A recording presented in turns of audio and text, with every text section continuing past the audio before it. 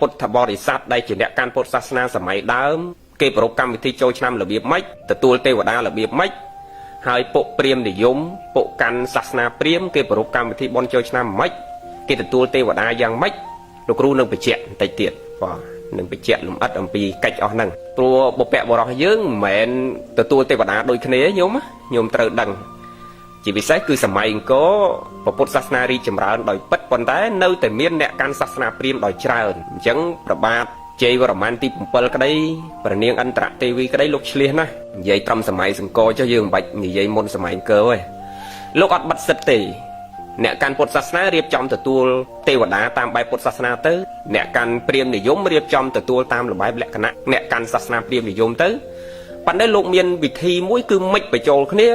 ឲ្យពុទ្ធនិយមក៏ត្រូវព្រាហ្មណ៍និយមក៏ត្រូវនៅវាមានអាប្រពទទួលទេវតាបែបព្រាហ្មណ៍និយមលាយជាមួយពុទ្ធនិយមនិងអ្នកខ្លះគេប្រកាន់ពុទ្ធនិយមចំគេទទួលតាមបែបពុទ្ធនិយមចំទៅហ្នឹងហើយតិចទៀតលោកគ្រូនៅបញ្ជាក់មកនៅបញ្ជាក់ពីរឿងកិច្ចអស់ហ្នឹងគ្រាន់ចង់បញ្ជាក់ថាពីខាងដើមពុបហេតុខាងដើមបន្តិចទាញអារម្មណ៍បន្តិចថាពិធីបុណ្យឆ្លងឆ្នាំថ្មីឬចូលឆ្នាំថ្មីប្រវេណីជាតិមួយហ្នឹងគឺគេមានដូចយើងអញ្ចឹងគឺគ្រប់ជាតិសាសន៍ហ្នឹងគឺមានកម្មវិធីបុណ្យចូលឆ្នាំដូចយើងអញ្ចឹងដែរគ្រាន់តែថាខុសគឺខុសថ្ងៃខែពេលវេលាក្នុងការប្រពធ្វើហើយនឹងខុសទំនៀមទម្លាប់ប្រវេណីនៃការគោរពបែបបទរបស់គេមានលក្ខណៈផ្សេងដោយចូលឆ្នាំនៅអាគាំងនេះគេធ្វើតែមួយថ្ងៃទេគេអត់ប្រព3ថ្ងៃដូចយើងទេណាឃើញទេវាខុសពេលវេលាខុសថ្ងៃខែក្នុងការប្រពណាមុនសម័យអង្គរយើងប្រពកម្មវិធីបុណ្យចូលឆ្នាំយកតាមដំណើរចន្ទគតិតាមវិធីរបស់ព្រះច័ន្ទគឺយើងចូលខែមករាជាខែទី1ហើយដល់ក្រោយមកសម័យអង្គរនេះយើងយកតាមដំណើរសុរិយគតិវិញគឺយកតាមវិធីរបស់ព្រះអាទិត្យវិញដំណើររបស់ព្រះអាទិត្យវិញយើងកំណត់យកខែចែកជាខែទី5ហើយត្រូវនៅខែសកលគឺថ្ងៃទី13ជួនលោតទៅថ្ងៃទី14ដែលលើកថ្ងៃឬបថើយថ្ងៃហ្នឹងមានន័យថាថ្ងៃដែលយើងត្រូវប្រពឆ្នាំនេះវាជន់ជាមួយឆ្នាំទៅអញ្ចឹងគេលើកថ្ងៃឬបថើយថ្ងៃអញ្ចឹងយើងកំណត់តាមសុរិយគតិយើងមកចូលខែចែកវិញដោយខែសកលត្រូវនៅថ្ងៃទី13ឬ14ខែមេសានឹងឯងហើយពិធីបុណ្យនេះវាមានតាំងពីបុរាណមក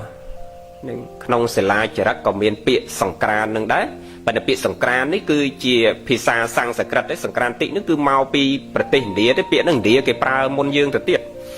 យើងឆ្លងតាមវប្បធម៌ឥណ្ឌាទេដែលពាក្យសង្ក្រានយើងយកមកហ្នឹងប៉ុន្តែដូនតាយើងប្រើតាំងពីបុរាណមកហើយយើងមានចារនៅសិលាចារឹកក៏មានពាក្យហ្នឹងនៅក្នុងវចនានុក្រមខ្មែរយើងក៏មានប៉ុន្តែគ្រាន់ញាតិញោមដឹងថាពាក្យហ្នឹងសង្ក្រានតិហ្នឹងគឺមកពីភាសាសំស្ក្រឹតគឺមកពីវប្បធម៌របស់ឥណ្ឌាដែលគេប្រើពាក្យសង្ក្រានហ្នឹងមុនយើងទៅទៀតនេះញាតិញោមត្រូវដឹងកន្លែងហ្នឹងតិចដែរវាមិនមែនពាក្យសង្ក្រានហ្នឹងយើងប្រើជារបស់យើងជាកម្មសិទ្ធិផ្ដាច់មុខរបស់យើងញាតិញោមណាហើយពិធីបុណ្យចូលឆ្នាំនេះវាមានវ័យចំណាស់ណាស់ញោមតាំងពីសតវត្សទី7ម្លេះនៃពុទ្ធសករាជ1181នៃគ្រិស្តសករាជ637ដូចជានៅក្នុងវចនានុក្រមខ្មែរយើងភាគ1វចនានុក្រមមុនញាតិញោមវចនានុក្រមឆ្នាំ1960ជាងវចនានុក្រមភាគ1ហ្នឹងមានបញ្ជាក់មានបញ្ជាក់ដែរវចនានុក្រមខ្មែរយើងភាគ1ដូចជាទំព័រ152ទំព័រ152ភាគ1វចនានុក្រមភាគ1ទំព័រ152មានបញ្ជាក់ក្នុងកិច្ចនៃពិធីបុណ្យចូលឆ្នាំនឹងពាក្យសង្ក្រានអីហ្នឹងក៏មានបញ្ជាក់នៅក្នុងហ្នឹងដែរឥឡូវយើងមិនបាច់និយាយរឿងពាក្យសង្ក្រានហ្នឹងទេមកចង់បញ្ជាក់ថាពិធីបុណ្យចូលឆ្នាំហ្នឹងគឺទី1ញាតិញោមត្រូវចាំថាពិធីបុណ្យចូលឆ្នាំហ្នឹងគឺមិនមែនប្រពតែខ្មែរយើងទេគឺទូទាំងសកលប្រទេសណាក៏មានចូលឆ្នាំឆ្លងឆ្នាំថ្មីដែរគ្រាន់តែថាចម្លែកពីគេគឺគេមួយឆ្នាំគេចូលឆ្នាំតែម្ដងឆ្លងឆ្នាំតែម្ដងទេតែខ្មែរយើងចូលឆ្នាំ3ដងញាតិញោមរាប់មើលបើមិន3ទី1គឺចូលឆ្នាំសកលពេលគេឆ្លងឆ្នាំថ្មីសកលទូទាំងពិភពលោកគ្រប់ប្រទេសហ្នឹងយើងឆ្លងគេដែរហ្នឹងហើយគេចូលឆ្នាំសកលតែម្ដងហើយដូចអាកាំងនេះចូលឆ្នាំសកលតែម្ដងហើយប្រទេសផ្សេងចូលតែម្ដងហ្នឹងហើយហើយយើងពេលគេចូលយើងចូលគេដែរយើងឆ្លងគេដែរឆ្លងឆ្នាំសកលយើងឆ្លងគេដែរមួយដល់ពេលចូលឆ្នាំចិនឯងខ្មែរនេះក៏ចូលឆ្នាំចិនគេដែរម្ដងទៀតឥឡូវនេះចិត្តដល់ថ្ងៃចូលឆ្នាំខ្មែរយើងមិនត្រូវចូលឆ្នាំខ្មែរម្ដងទៀតអញ្ចឹងប្លែកគេតែយើងទេមួយឆ្នាំយើងចូល3ដងហើយអាត្មាវិភាគមើលទៅមុខតិចទៀតបែបចូល4ដងហើយចូលតាមបងប្អូនយើងម្ដងទៀត4ដងណានិយាយលេងទេញោមសង្ស័យតិចទៀតទៅវាចូល4ដងកុំដឹងដែរណាបើឥឡូវថ្ងៃ3ដង này ngày trôi năm sẽ co một đó trôi năm chết một đó là lâu ní trôi năm khmer một đó lại kia để dương này mà năm dương trôi năm bảy đó phần này bật tê lừa phục lục ní cứ cái trôi năm tầm một đòn tê mà bật tê bắn tự đằng tháp bị thi bon trôi năm ní cứ về miền cướp bật tê con để khó tam của về ni tầm liêm tầm lóp rồi bị bóp này cả bọc thưa được về lấy tay còn nọ nên khó khăn chẳng phần này cả bọc cả chlong năm cứ miền đôi khné ngày tí môi đây chỉ ngày mà ha sừng cán rồi dương hao từ ngày trôi năm nâng môn ngày nâng trôi một đó cứ đồn ta dương kỷ riệp trong te cái bao sầm áp te cái cao ạch mòn cao ạch cô kỷ riệp trong bao bọt bàn kho ao riệp trong tục đặt te sầm bàn cặp ca prey để nấu chung quanh te box smart nó ngồi sát để dây rùm riệp trong tầng cao te tầng nông te ỏi miên rồi riệp rồi cho nó đám dương sầm bộ cà chắn nhúng sầm bộ cà chắn hay là cà chắn chỉ bị sai cực cà chắn cái do màu riệp trong bọc về từ ly chỉ mùi tật chỉ mùi ấy từ do một ly đặt ọp nơi nằm tơ đặt ọp nơi nằm piêng ở miền khăn có ô ha cục cả lại chẳng o hai chẳng non đám dương miền piêng tối mùi nơi cam chả đạo môn dương làm té nó cứ đồn tài dương tay tầm lọt thời điệp làm té cứ dương liên chương này còn rồi chẳng non đám dương đào được trường thực tế chẳng môn làm té sầm rã nó cái liên chương chẳng cái miền piêng tối sòng hàng té hay cái ọp được ca chăn cái bọc ly ọp được ca chăn từ nông té crom té oi từ miền tơ tật miền ấy chỉ bị sách cứ tơ tật nữa ở miền khăn có ô nó nông té cào té nó cứ riệp trong té sầm bảy nhưng ở xa cả lại nước nhiệt dùng qua bây vô làm pi cô làm nón đồn ta dương sần hẹn ấy bàn môn bị thi bon trôi năm quạt tay bắt đâm dương ở riệp trong té cô bầm nó là bỏ quát trong phải chẹt tha xịt cái đây sọc xẻ rấy xua đây mình mến miên một bị nà tê cứ miên một bị dương cục kia p để dương riệp trong té sầm bảy ban xa p để dương thưa té dương ỏi là o miên khăn có ô tư cứ vì rong nâng về sọt la về miên rấy xua đây hai ca riệp trong té ní quạt thưa ngày trôi năm nâng chiết đầm nang ở dương khơi tại dương miên rong sờ lạc mà đo té miên rong lọ dạng ná quạt trong bằng hai tha xịt cái đây sọc cứ việc cá nâu lơ khuôn dương riệp trong chặt chanh tục đặtแต่งแต่สบายแต่งครูนปราณแต่งเอริยาบอดเอาไว้กรุบยางนั่นคือวินเนอร์หนึ่งครูนยืนจังการเรียบจอมแต่กอดเพื่อมาไงนั่งดำนางยืนเคยปนใต้เหมือนแม่นเรียบแต่มาไงเต้คือเราเรียบเรียงรอไงแต่มาดองแต่ขมายยังตัวจีบประกันแต่จำ7 ดอลไงโจชนะบ้านเถาเรียบจอมแต่สบายสะอาดแม่นจังเต้โกผมน้องกอดเรียบเอายืนเพื่อบังหางทับเป้เดี๋ยวยืนเมาจูบจุ่มเคลียไงมนโจชนะเป้เดี๋ยวกอดเรียบจอมแต่สะอาดเตยยืนมีอารมณ์ไม่hai bởi dương riệp trong té mình sát smok smile u áp tới kề mau kề miên ở rầm mạch chẳng ca luôn đâu trâu tại sát chỉ nách trâu tay sầm át chỉ nách mình men sầm át để môn ngày trôi năm tết tại ngày nâng quạt thưa ở dương khơi thả cả na dương riệp trong té bàn sát à rầm dương có sọt la xì rấy có bị mau tạm đằng đây hay quát có bậc cao bịa mùi đầm bấy ọp rùm khmei bởi cả na dương mình riệp trong té hỏi sát tê tê và đá mình trâu té dương tê mình trâu kê hạt than dương tê mình ao po dương tê nhưng thấy bịa nâng miền prao mò to là hốt thà cả na dương mình riệp trong té bàn sát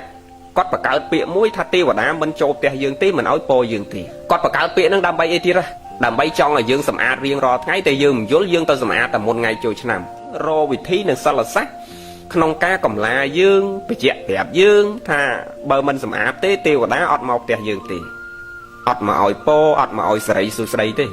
แต่thiệt bất sấy su sấy mẹ tê và đá cái mà oi po dương to lập tê dương chặt xa tê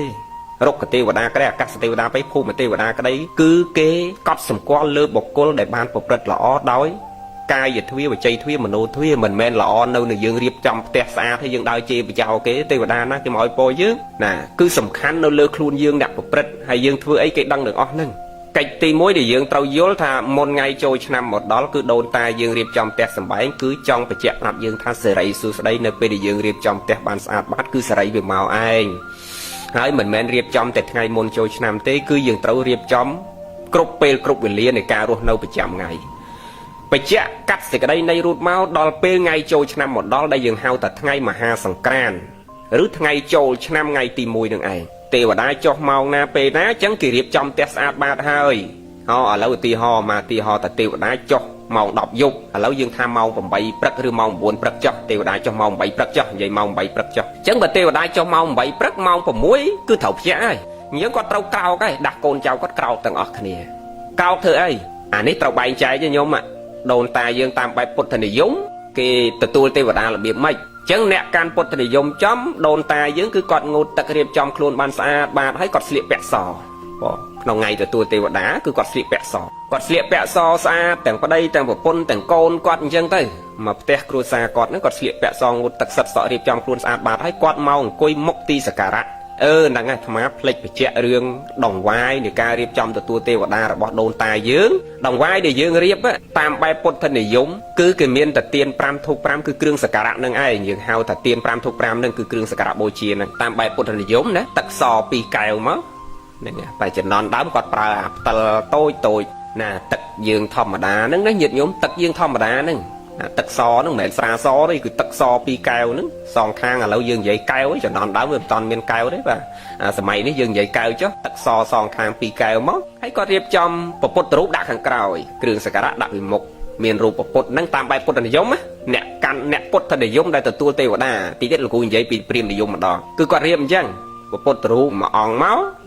ហើយគាត់ដាក់គ្រឿងសក្ការៈទៀន5ធូប5ហ្នឹងនៅពីមុខមក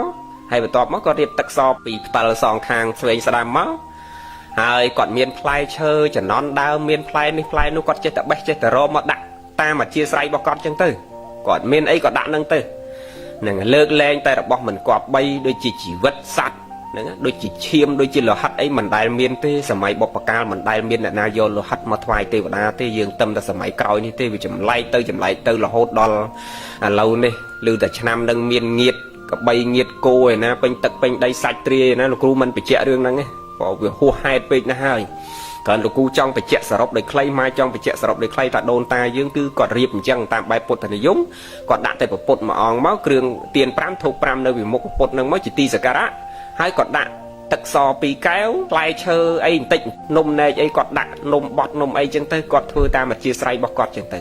ហើយមូលហេតុអីបានគេដាក់ផ្លែឈើដាក់នំនែកសម័យក្រោយនេះនិយាយថាដាក់នំនេះនំនោះដាក់របស់សែនរឿងនេះរឿងនោះហ្នឹងដូនតាយើងសម័យក្រោយអង្គរនេះសម័យក្រោយអង្គរនេះគាត់គិតពិចារណាថាកុំឲ្យកូនខ្លួនឯងទៅដើរចំហផ្ទះគេមានផ្លែឈើគេមាននំទៅអាកូនតូចដូចថ្មអីកាលនោះមិញឃ្លានណាញោមផ្ទះខ្លួនឯងក្រនោះម៉ែគាត់សែនទទួលទេវតាមានស្អីមានអាទៀន5ទូក5ហើយរូបពុទ្ធមួយស្លឹកមក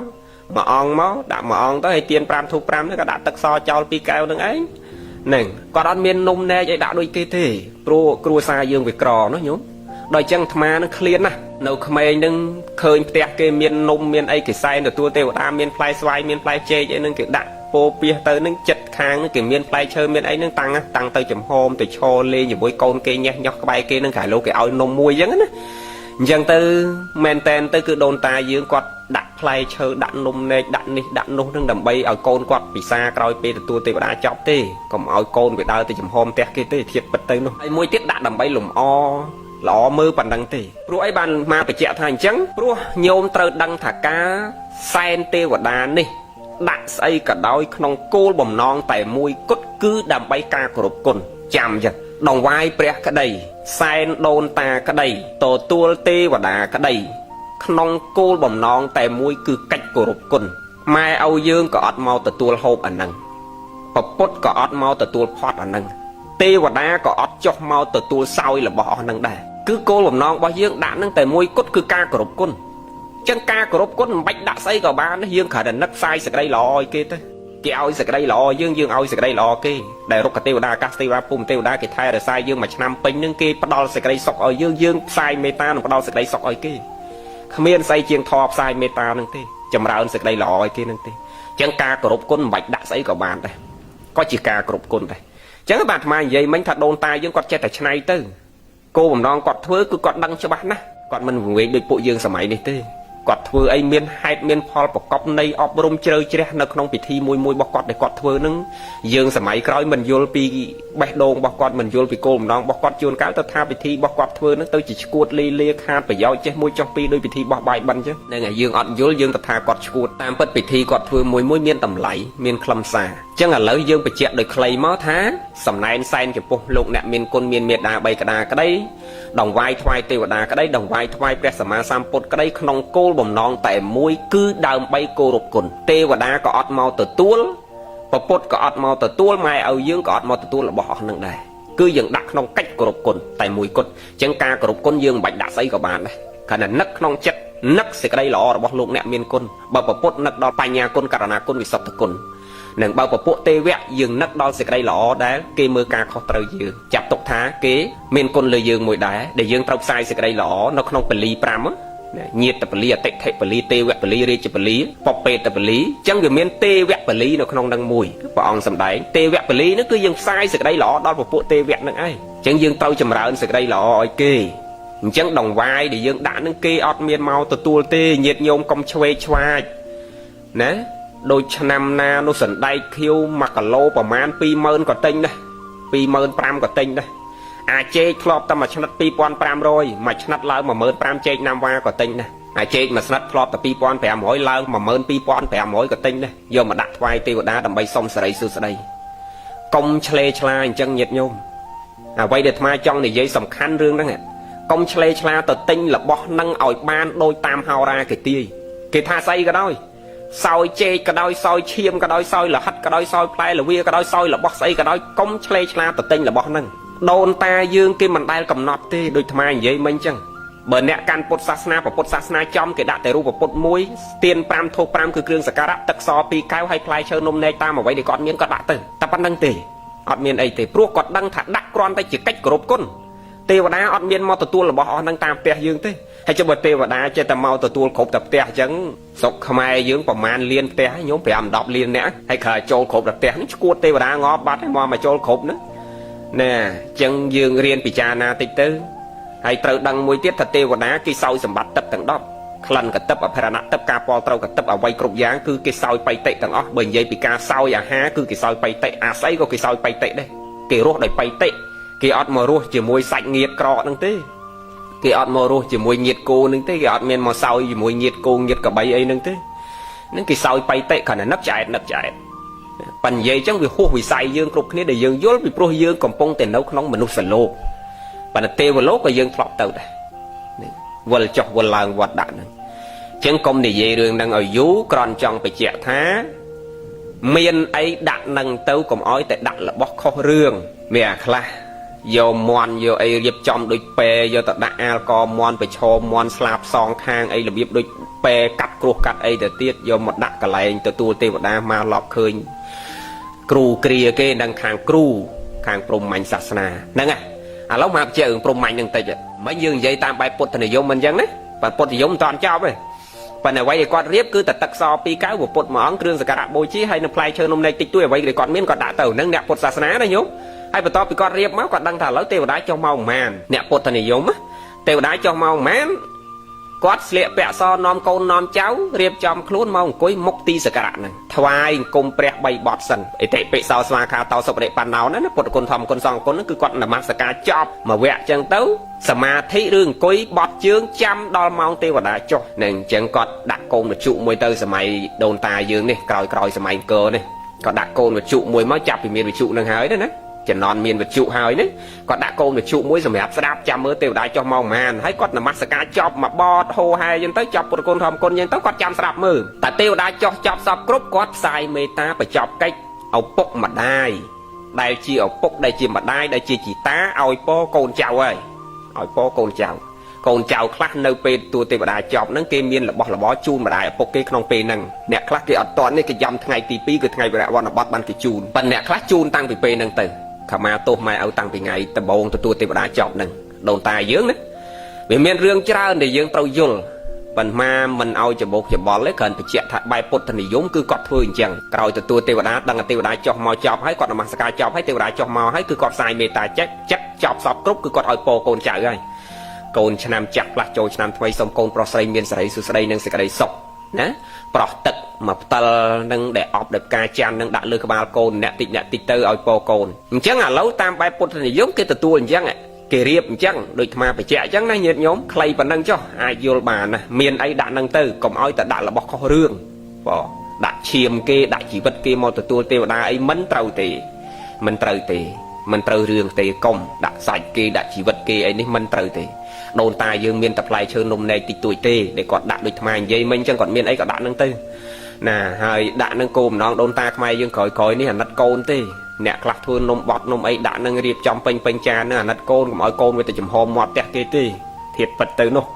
ព្រោះគាត់ដឹងច្បាស់ណាស់ថាទេវតាគ្មានមកទទួលរបស់នឹងទេគាត់ដាក់ក្នុងកិច្ចក្រន់នៃជាការគោរពគុណប៉ុណ្ណឹងទេ នឹងគាត់ដឹងច្បាស់ណាស់ដូនតាយើងមិនវង្វេងដូចយើងទេគូបញ្ជាក់អញ្ចឹងគឺគ្រូសរសើរដូនតាយើងមិនវង្វេងដូចយើងទេបើចេះតែវែងដូចយើងអញ្ចឹងមិនធ្វើប្រសាទទុកឲ្យយើងរាល់ថ្ងៃនេះទេគាត់មិនដូចយើងទេបញ្ជាក់តាមបែបព្រាហ្មណ៍និយមវិញព្រាហ្មណ៍និយមគេទទួលទេវតារបៀបម៉េចពួកព្រាហ្មណ៍និយមគេរៀបតាំងពីបាយសី8ថ្នាក់7ថ្នាក់តាមគ្រូគេតូចគ្រូគេធំអញ្ចឹងណាញោមហ្នឹងបរិស័ទធម្មតារបស់គេអញ្ចឹងទៅគេរៀប3ថ្នាក់ទៅអ្នកធម្មតាហើយអ្នកដែលគេត្រឹសតិចទៅគេដាក់5ថ្នាក់ទៅអាគ្រូដែលអស្ចារ្យទៅគេដាក់ពី10ថ្នាក់8ថ្នាក់អីតាមគេអញ្ចឹងទៅពួកព្រាហ្មណ៍និយមគេមានបាយសីញោមហើយយើងអ្នកពុទ្ធសាសនាអត់ទេញោមចែកឲ្យដាច់ចែកគ្នាដាច់ខ្មែរយើងថ្ងៃច្បោកច្បល់អត់ដាច់ទេចែកគ្នាអត់ដាច់ទេអញ្ចឹងតាមបែបព្រាហ្មណ៍និយមគេមានតាំងពីបាយសីហើយបើគេកាន់ពុទ្ធសាសនាផងគេកាន់គ្រូគ្រាផងគេកាន់ព្រាហ្មណ៍និយមផងពុទ្ធនិយមផងអញ្ចឹងគេលាយនេះគេវាមានអាលាយគ្នាទៀតណាញោមហ្នឹងហើយវាមានអាលាយគ្នាអញ្ចឹងវាមានទាំងបាយសីមានទាំងរូបពុទ្ធយកមកដាក់ដែរហ្នឹងហើយគេដាក់ទៀន5ធូប5ដែរអាបាយសីក៏គេដាក់អាទៀន5ធូប5ក៏ដាក់អាអំបោះសក៏គេដាក់ដែរឃើញទេពួកព្រាហ្មណ៍និយមគេមានអំបោះសទៀតអំបោះសសម្រាប់ដីសម្រាប់ពេលចប់កម្មវិធីទេវតាចុះហើយគឺគេចងដៃឲ្យកូនចៅប្រុសស្រីឯ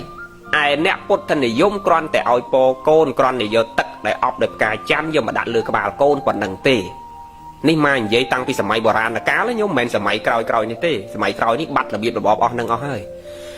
អ្នកពុទ្ធនិយមគ្រាន់តែអប់ទឹកដែលដាក់ដោយផ្កាច័ន្ទមកផ្តិលនៅពីមុខគ្រឿងសក្ការៈហ្នឹងពេលចប់ទេវតាផ្សាយកិច្ចហើយចប់កិច្ចហើយដោយលោកគ្រូនិយាយអញ្ចឹងគាត់យកទឹកហ្នឹងមកដាក់លាបក្បាលកូនចៅប្រុសស្រីហើយឲ្យពរកូនចៅប្រុសស្រីកូនចៅប្រុសស្រីសាពះខមាទោសជូនរបស់របរម៉ែឪក្នុងពេលហ្នឹងអ្នកខ្លះគេចាំដល់ថ្ងៃទី2ហើយដល់ពួកព្រាហ្មណ៍និយមវិញ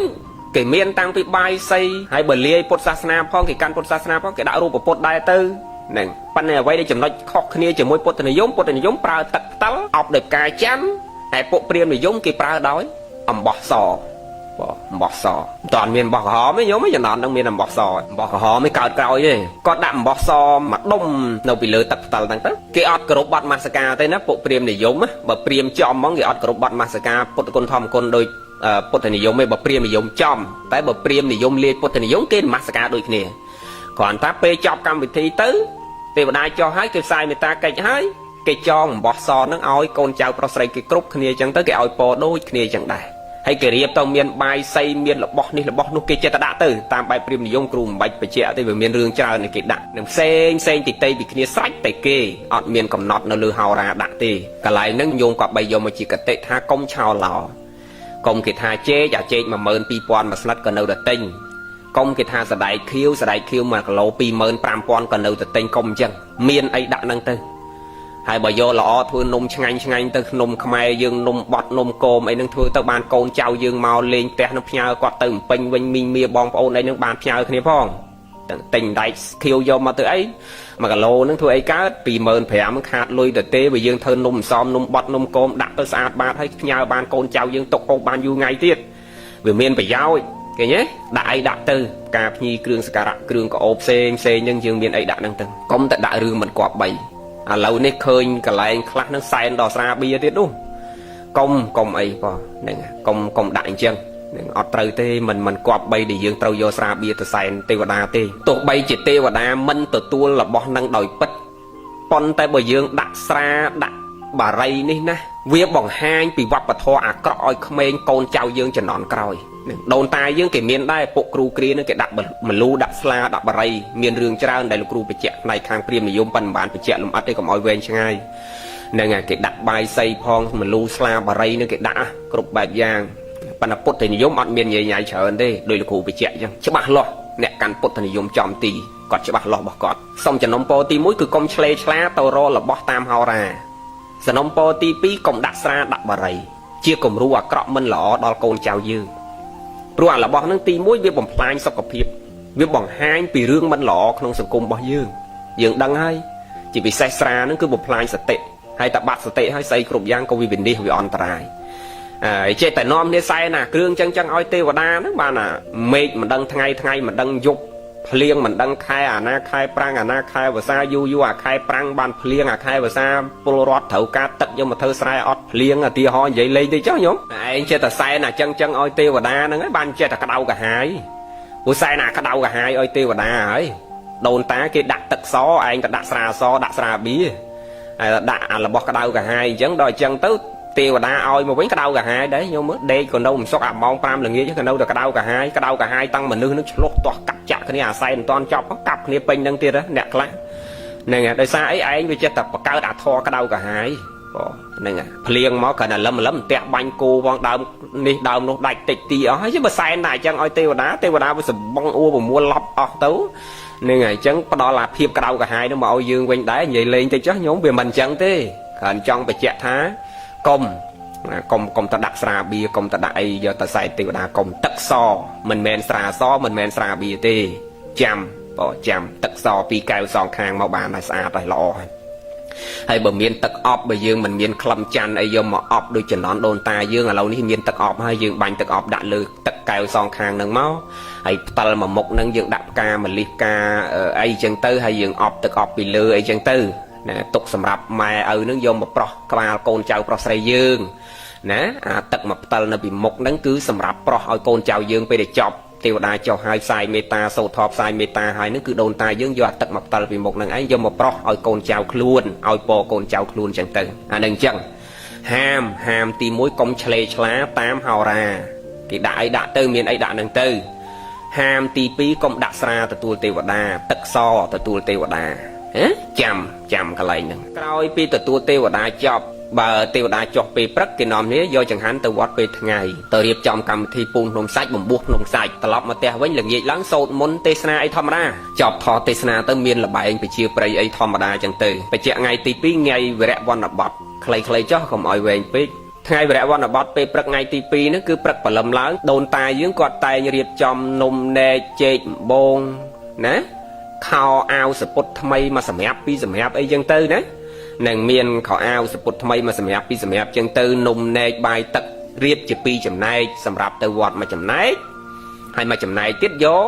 បាយទឹកនំចំណែកសពុតអាវថ្មីដែលលោកគ្រូនិយាយមិញហ្នឹងហើយរបស់របរតិចតួចមានតម្លៃអីតិចតួចតាមលទ្ធភាពគ្រួសារមួយចឹងទៅគេយកទៅណាមុនពេលទៅវត្តគេយកទៅជូនម្ដាយឪពុករបស់គេសិនលុតជាគង់បត់ជើងថ្វាយអង្គមជូនរបស់របរទៅម្ដាយឪពុកមុនចប់សពគ្រប់ទទួលពរពីម្ដាយឪពុកហើយបានគេនាំគ្នាដប់គ្នាទៅវត្តបដើគ្នាទៅវត្តគេនាំគ្នាទៅពូនក្នុងសាច់ទៅប្រគេនចង្ហាន់ហើយអីហើយគេនាំគ្នាទៅពូនក្នុងសាច់ទៅហូបបាយហើយក៏នាំគ្នាលេងល្បែងប្រជាប្រិយទៅឡប់មកផ្ទះវិញទៅល្ងាចឡើងសូត្រមន្តទេសនាធម្មតាថ្ងៃទី2ចប់ខ្លីប៉ុណ្ណឹងថ្ងៃទី3ដែលជាថ្ងៃវិរៈឡើងស័កនេះថ្ងៃនេះសំខាន់ណាស់កូនចៅប្រុសស្រីឃើញក្នុងពិធីហ្នឹងគឺថ្ងៃមួយសិតតែប្រកបនៃអប់រំកូនចៅប្រុសស្រីទាំងអស់ក្នុងពិធីមួយហ្នឹងតិចទៀតលោកគ្រូនឹងបញ្ជាក់ថាមូលហេតុអីបានដូនតាយើងដឹកនាំប្រពកម្មវិធីហ្នឹងឥឡូវកុំឲ្យវាច្បុកច្បល់និយាយថ្ងៃទី3ព្រឹកព្រលឹមឡើងគាត់ចាប់ផ្ដើមកាន់ស្រាក់ទៅវត្តហើយដើម្បីឆ្លងបុណ្យសិនសឹកក្នុងសាច់ទៅប្រគេនចង្ហាន់រួចចប់សពគ្រប់ទៅគាត់នាំនេះហូបបាយហូបអីហើយពិធីសំខាន់ចុងក្រោយគេគឺស្រង់ព្រះញោមឃើញគាត់ប្រកបនៃអីអប់រំ2ទី1យើងនាំគ្នាទៅវត្តគឺស្រង់ព្រះពុទ្ធនៃយើងអ្នកស្រង់ប្រពុតនៅក្រោយលោកគ្រូនោះស្រង់ប្រពុតនៃយើងស្រង់ប្រពុតរួចចប់សពគ្រប់គាត់ផ្សាយមេត្តាដល់គ្នានឹងគ្នាអ្នកមានលទ្ធភាពដូចសិទ្ធិដូចកដុំ2អីចំណន់ដើមណាក្រោយពេលស្រង់ព្រះហើយគឺគេចែកអំណោយចាស់នឹងនិយាយពីសិទ្ធិនិយាយពីកដុំ2អ្នកមានលទ្ធភាពគេចែកអំណោយគេផ្លាស់ប្ដូរអំណោយគ្នាបើសិនជាមិនមានអ្នកមានលទ្ធភាពច្រើនទេគេផ្លាស់ប្ដូរអំណោយគ្នាផ្ដល់ក្តីស្រឡាញ់ឲ្យគ្នាមេត្តាឲ្យគ្នា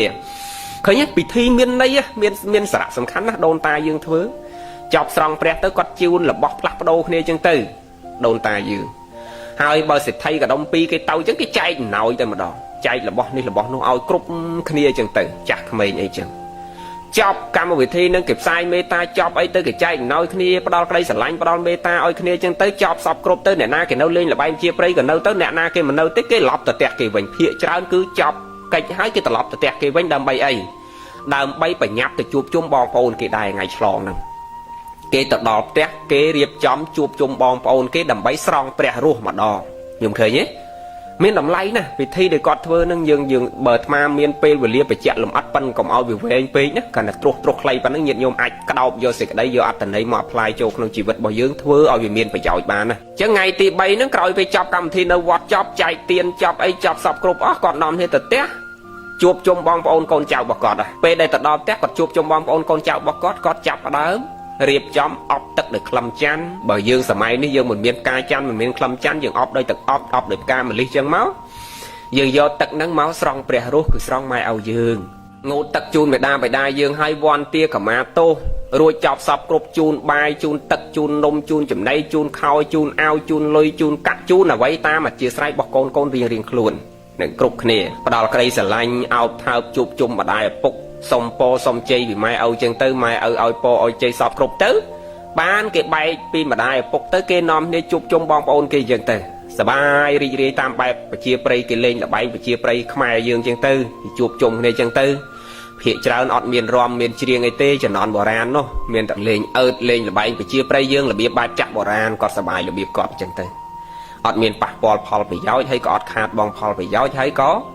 មិនខាតបងប្រវេណីជាតិដែរហើយក៏មិនដែលកើតទុកដែរល្បែងប្រជាប្រិយដែលគាត់លេងហ្នឹងគឺមិនដែលកើតទុកទេតែល្បែងយើងរាល់ថ្ងៃនេះតែមិនស្រួលកើតទុកប៉ាតខ្វេះកវលដាច់ពីកជាប៉ាតខ្វេះខ្សែកដាច់កហើយវាខាតប្រវេណីជាតិខាតរបៀបរបបខាតសីលធម៌ខូចតាំងពីសីលធម៌ប្រវេណីណានឹងខ្លួនយើងជាស្ត្រីកូនណាយកូនពិចារណាម៉ែយើងបកើតមកហូរឈាមទាំងធ្លុកតាំងពី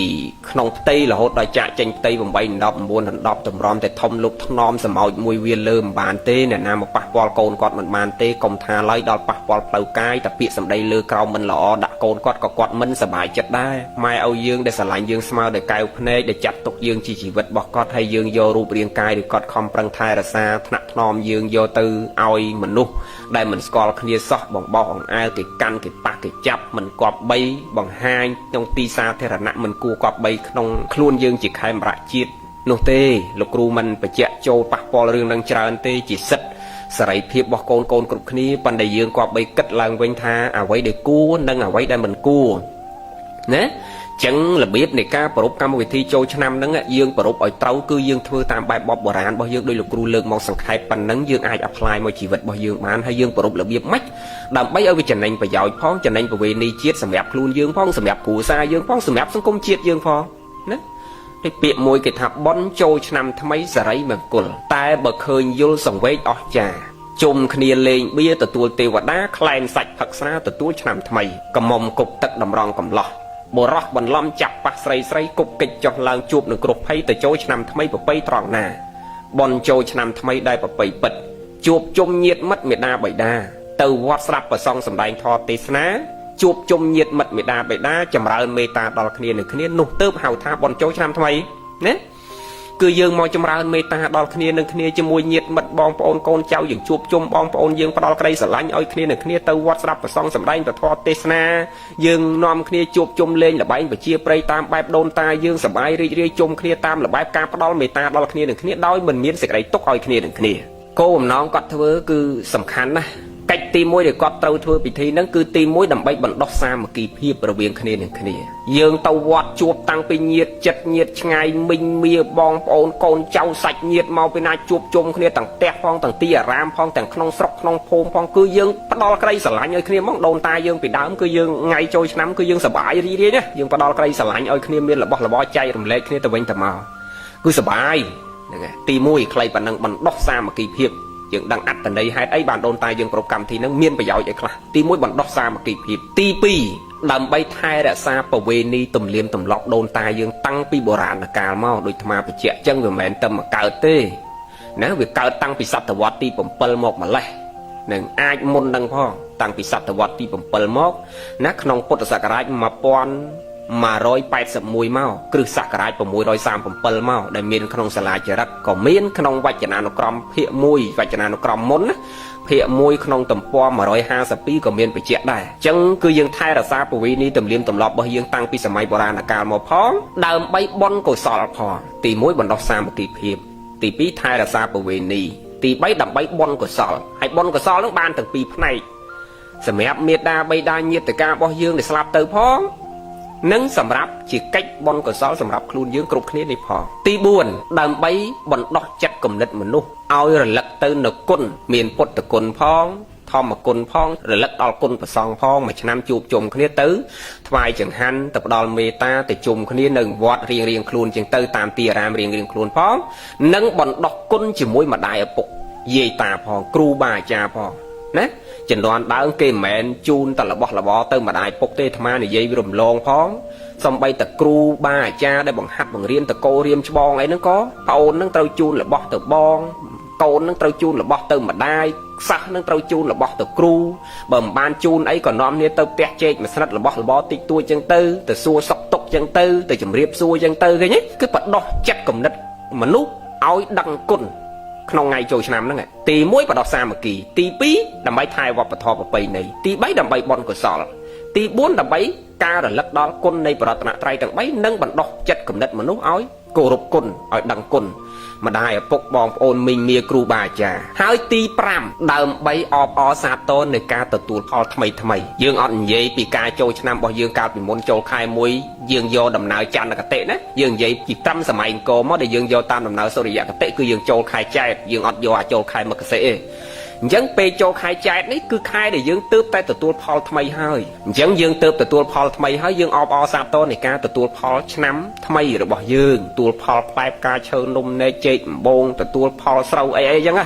ណាយើងទើបតែប្រមូលផលហើយអបអរសាទរសប្បាយរីករាយនឹងការទទួលផលរបស់យើងទី5ឃើញទេទី6ដើម្បីបង្កើតកម្មវិធីសប្បាយរីករាយបែបវប្បធម៌ប្រពៃណីខ្លួនមានតាំងពីការប្រកួតក្បាច់គុនតាមរបៀបបុរាណជំនាន់សម័យអង្គរចូលចិត្តនិយមការប្រកួតក្បាច់គុនសម័យអង្គរយើងចូលចិត្តណាស់ដូនតាយើងគឺចូលឆ្នាំឡើងយើងចូលចិត្តជុំគ្នាប្រកួតក្បាច់គុនអត់មានជុលមាន់ទេញោមហ្នឹងហើយអត់មានណាគេលេងជុលមាន់ទេកុំណានិយាយពីប្រកួតក្បាច់គុនសបាយលក្ខណៈបែបណាដូនតាយើងហកស្រីចូលចិត្តបោះឈូងចូលចិត្តបោះអង្គុញចូលចិត្តដដើមផ្លឹកឈើចូលចិត្តទាញប្រត់អីចឹងទៅនឹងវាយក្អមចឹងទៅប្រុសចូលចិត្តប្រកួតក្បាច់គុនចូលចិត្តឡើងតសខ្លាញ់អីចឹងទៅនឹងលេងតាមរបៀបបុរាណយើងចឹងទៅសបាយបង្កើតកម្មវិធីសបាយទី6បង្កើតកម្មវិធីសបាយបែបប្រវេណីមួយឆ្នាំម្ដងជួបជុំគ្នាហើយទី7គឺសំខាន់បំផុតគឺដើម្បីបណ្ដុះមនុស្សឲ្យទទួលបានការអប់រំតាមបែបពុទ្ធសាសនាផងតាមបែបប្រវេណីរបស់ខ្លួនផងដោយប្រកបនៃអប់រំផ្សេងដូចអាត្មាបញ្ជាក់មិញអញ្ចឹងណានឹងដែលគេមកចូលឆ្នាំគឺគេទៅស្ដាប់ធម៌គេទៅចម្រើនមេត្តាដល់គ្នានឹងគ្នាគេយល់អំពីអត្តន័យនៃសេរី3ប្រការទាំង3មានអត្តន័យយ៉ាងម៉េចឃើញទេដូនតាយើងគាត់ធ្វើពិធីមួយមានតម្លៃណាស់មានខ្លឹមសារណាស់តែយើងគ្រប់គ្នាចេះតែយល់ច្រឡំពីប្រវេណីរបស់យើងទៅនាំគ្នាប្រព្រឹត្តរឿងផ្សេងដែលមិនគប្បីជាងយើងនាំគ្នាគិតឡើងវិញពិចារណាឡើងវិញទាំងអស់គ្នាខំប្រឹងដាស់តឿនកូនចៅប្រុសស្រីយើងបញ្ញាក់ស្មារតីខំប្រឹងសិក្សារៀនសូត្រគិតពីសុខភាពគិតពីគ្រួសារគិតពីសង្គមជាតិគ្រប់ព្រះអង្គគ្រប់គ្នាពីនេះតទៅគឺគ្មានអ្នកណាជួយយើងបានគ្មានអ្នកណាស្រឡាញ់យើងជាងយើងជាតិសាសន៍យើងទេមានតែខ្មែរនឹងខ្មែរគ្នាយើងទេដែលចេះស្រឡាញ់គ្នាដែលអាចជួយគ្នាបានគ្មានជាតិសាសន៍ណាគេមកជួយយើងបានទេគ្មានអ្នកណាស្រឡាញ់យើងជាងខ្មែរនឹងខ្មែរគ្នាយើងនឹងទេឧបមាដូចគ្រួសារយើងស្រឡាញ់គ្រួសារយើងប៉ុណ្ណាទោះបីយើងស្រឡាញ់អ្នកដទៃយ៉ាងម៉េចក៏អ្នកដទៃគេក៏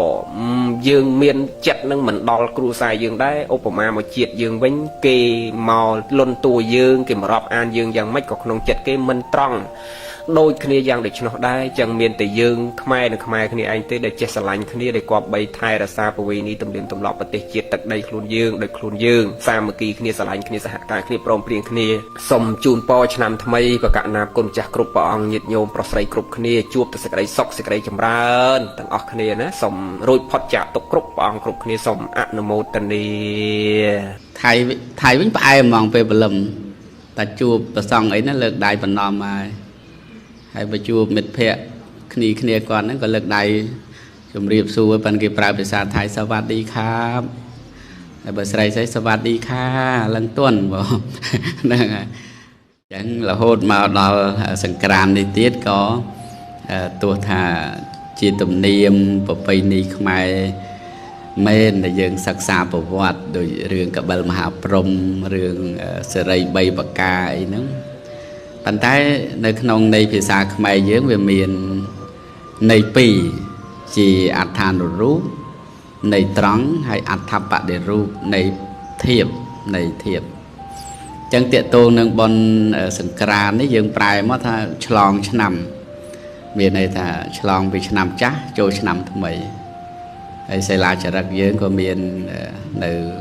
ប្រាសាទខេត្តសៀមរាបហ្នឹងក៏មានបញ្ជាក់មិនថាពាក្យសង្ក្រាន្តហ្នឹងយើងយកពីប្រទេសនេះប្រទេសនោះមិនមែនទេគឺជារបស់យើងសុទ្ធសាធតែម្ដង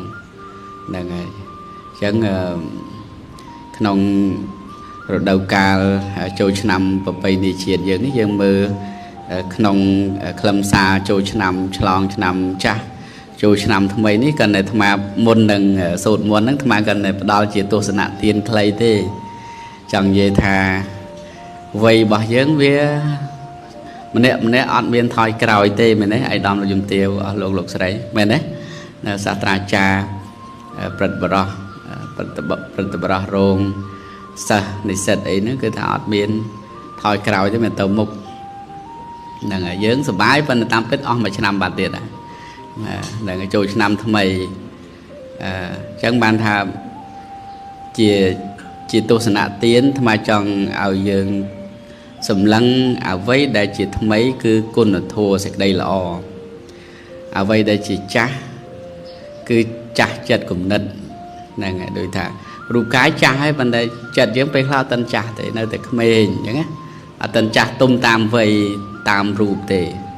chẳng ấy bàn khmer giống pra biệt thà rùa xó lọ riêng cua sờ lạnh tài chánh lọ chất cùng nứt chi mình du phần mán rùa chùa rí ai chất lọ chia mình chả thì cho bên này ta xung ở rùa cài nó về chặt tam năm từ tam vây nè từ tại ao chất cùng nứt rồi bao nhiêu nó lọ nè chẳng cái thà rùa cái với thông mà đa thì tại xung ao chất dương đấy cứ lọ hay thâm mây là hồn á thâm mây ở miền chật chỉ chả tùm nàng vô chá với miền bầy chả vầy nâng hay chả chật hay nó chả tùm vô chả tùm chả khác ở bên phải giàu thế á nơi không chỉ vật ruột nơi nó người ta để dựng lập lưu biệt thì chả cùng rel đó chả cùng rel chả rùa rom đã đó ngày lìa chả lục từ mình nè là chả cầm đất bên đây thả ruột nơi từ bán bắt bị sao bàn bắt bị sao hay tê nó bắt bị sao nước ao nè chùm đoàn thâm mày rồi nông này sặc xá dân tha sơ để xét chia tụm beng non rồi xây vấn đề dân nè chả nó chia rồi xây chả om tụm beng thâm mày thưa mấy ao tụm beng thâm mày bao giờ nó bán là ò nè đây nông cao châu năm đấy mà trong tiền này thiệp khá hảo nhôm bạn đắng về pro tệ tôn nâng sợi dây bay và cá ai sastra cha cột rụp đắng ấy cứ sợi dây tì muối về bật nơi nâng mục nâng tam ai cả xa nó phải chịu màu chứ ta sợi dây tì muối nâu mục về bật sợi dây tì pí về ngay nâng đầm trùng sợi dây tì bấy về là nghĩa nâng trường nước này trống giờ mới ta khơi chẳng mền về rất dân lộng mục bà anh lộng mục anh mới sợi dây xua sợi dây để tàu xá của mà cái tàu ná của ông bạn vấn đề nông này thiếp này thua nó mục miền mót sầm đang đau vệ chày cằm từ miền bịa sầm đây là o thấy phía xa mai là o nè và lâm láng cái pra bịa rôn xua sợi dây đấy chụp này á đầu láng rôn xua sợi dây anh mới chào chê đạn này này hay sọc ná còn chân này tao làm rây căng rồi chân phần phía xa khâu này tao thay chết khăn như thế coi chứ thay với ai mong về bờ lầm ta chụp ta xong ấy nó lực đại phần nòm mà hay về chụp mệt phệ khi còn nó có lực đại chụp riệp xu với phần kia pra phía xa thay sao vặt đi khám bờ sài sẽ sao vặt đi kha lần tuần bảo hay đọc về dương đấy đôi khi dương miền bịa rồi đại aron xu đầy về bậc nè chấn bồ ran dưới nè chặt tôm dưới nó chặt tục sợi dây tì muối về bậc nó nâu mục miền mọt chấn về chơi sợi chợ đặt nó sầm đây lõ nòm bao nâu sợi dây xua sợi đầy ta về mình lõ ấp miền sợi dây thì bậc là nó xạ mơ mới bấm rương đằng bậc là nè ta về mình trâu vào đồ sợi dây tì pi nâu đầm trùng này trắng nè khai buồn đấy khai mê xa đấy bong ôn dương nè sọc sài dương cái đau mà nè trong người dân này bên đây chỉ tu tư nè chùm ca nè sài tập cái đau kháng có vô cực xài pro chiều sẽ bờ vô cực xài bán chỉ luận tức put ở riêng ở tức tới vô một chút đàm trùng ở vì tự chuyện ប៉ុន្តែនៃធៀបមកនៃធៀបដើមទ្រូងមានបេះដូងសំដៅដល់ចិត្តដែលយើងហៅថាហតយវត្ថុឬក៏យើងប្រើពាក្យហឫទ័យហ្នឹងគឺសំដៅដល់ផ្លូវចិត្តហ្នឹងគឺសំដៅដល់មនោសុចរិតនេះសេរីទី2ហ្នឹងគឺនៅដើមទ្រូងបានដល់ចិត្តល្អមានអីខ្លះមានសមាទិដ្ឋិមានការមិនសម្លឹងរំពេមិនមានការព្យាបាទហ្នឹងនៅក្នុងមនោសុចរិត3ហ្នឹងណាហើយចិត្តល្អផ្សេងទៀតតាមរយៈព្រហ្មវិហារធម៌មេត្តាករុណាមុទិតាឧបេក្ខាហ្នឹងនាំឲ្យមានសេរីសួស្តីទី2ដល់ទី3នៃត្រង់អដ្ឋានរូបនោះគឺជើងធម្មតាពេលមុននឹងអ្នកស្រុកស្រែយើងតែមុននឹងចូលសម្រាកសម្រានយើងត្រូវលាងជើងឡើងលើក្រេឡើងលើផ្ទះហើយមិនដែលមានណាឡើងទាំងប្រឡាក់ជើងទេតែនៃធៀបជើងសំដៅដល់កាយប្រភេទនៃកាយអញ្ចឹងកាយសុចរិតការមិនប្រព្រឹត្តខុសតាមរយៈផ្លូវកាយនោះនាំមកនៅសេរីសួស្តីអញ្ចឹងសេរី3តេតងនឹងពិធីសង្ក្រាន្តចូលឆ្នាំប្រពៃណីជាតិខ្មែរហ្នឹងដែលតេតងនឹងរឿងធម្មបាលកុមារហើយនឹងតេតងនឹងកបិលមហាព្រហ្មហ្នឹងគឺនៃអដ្ឋបដិរូបនៃធៀបហ្នឹងដូចអាលើកឡើងអញ្ចឹងថាមាន3គឺកាយកម្មល្អវិច័យកម្មល្អមនោកម្មល្អហ្នឹងនាំមកនៅសេរីសួស្តីសុណាខត្តតាំងសុមង្គលាំងសុពភាតាំងសហតិតាំងសុខណោសមហតោចៈពេលណាដែលសត្វទាំងឡាយប្រព្រឹត្តល្អដោយកាយវាចាចិត្តពេលនោះឈ្មោះថាជានខត្តរិកល្អជាមង្គលល្អជាពេលភ្លឺស្វាងល្អជាពេលនៃអរុណរះល្អជាខណៈល្អជាយាមល្អមានន័យថាថ្ងៃណាខែណាឆ្នាំណាក៏ថ្ងៃល្អដែរឲ្យតែមនុស្សធ្វើអំពើល្អទៅវិញថ្ងៃណាក៏ថ្ងៃចង្រៃដែរខែណាក៏ខែចង្រៃដែរឆ្នាំណាក៏ឆ្នាំចង្រៃដែរឲ្យតែមនុស្សធ្វើរឿងចង្រៃនឹងគឺសច្ចធម៌មកក្នុងពុទ្ធសាសនានេះបញ្ជាក់មកអញ្ចឹងហើយរឿងឯកឧត្តមលោកជំទាវអស់លោកអាចនឹងឆ្ងល់ថាកូនកបិលមហាព្រហ្មទាំង7ហ្នឹងឃើញមករហូតមែនណាហ្នឹងហើយឃើញមករហូតហើយមានតែ7អង្គហ្នឹងទេឬក៏មានលើសហ្នឹងហ្នឹងហើយកាលបានប្តីនោះឃើញចុះមករហូតហើយដូរវេនគ្នា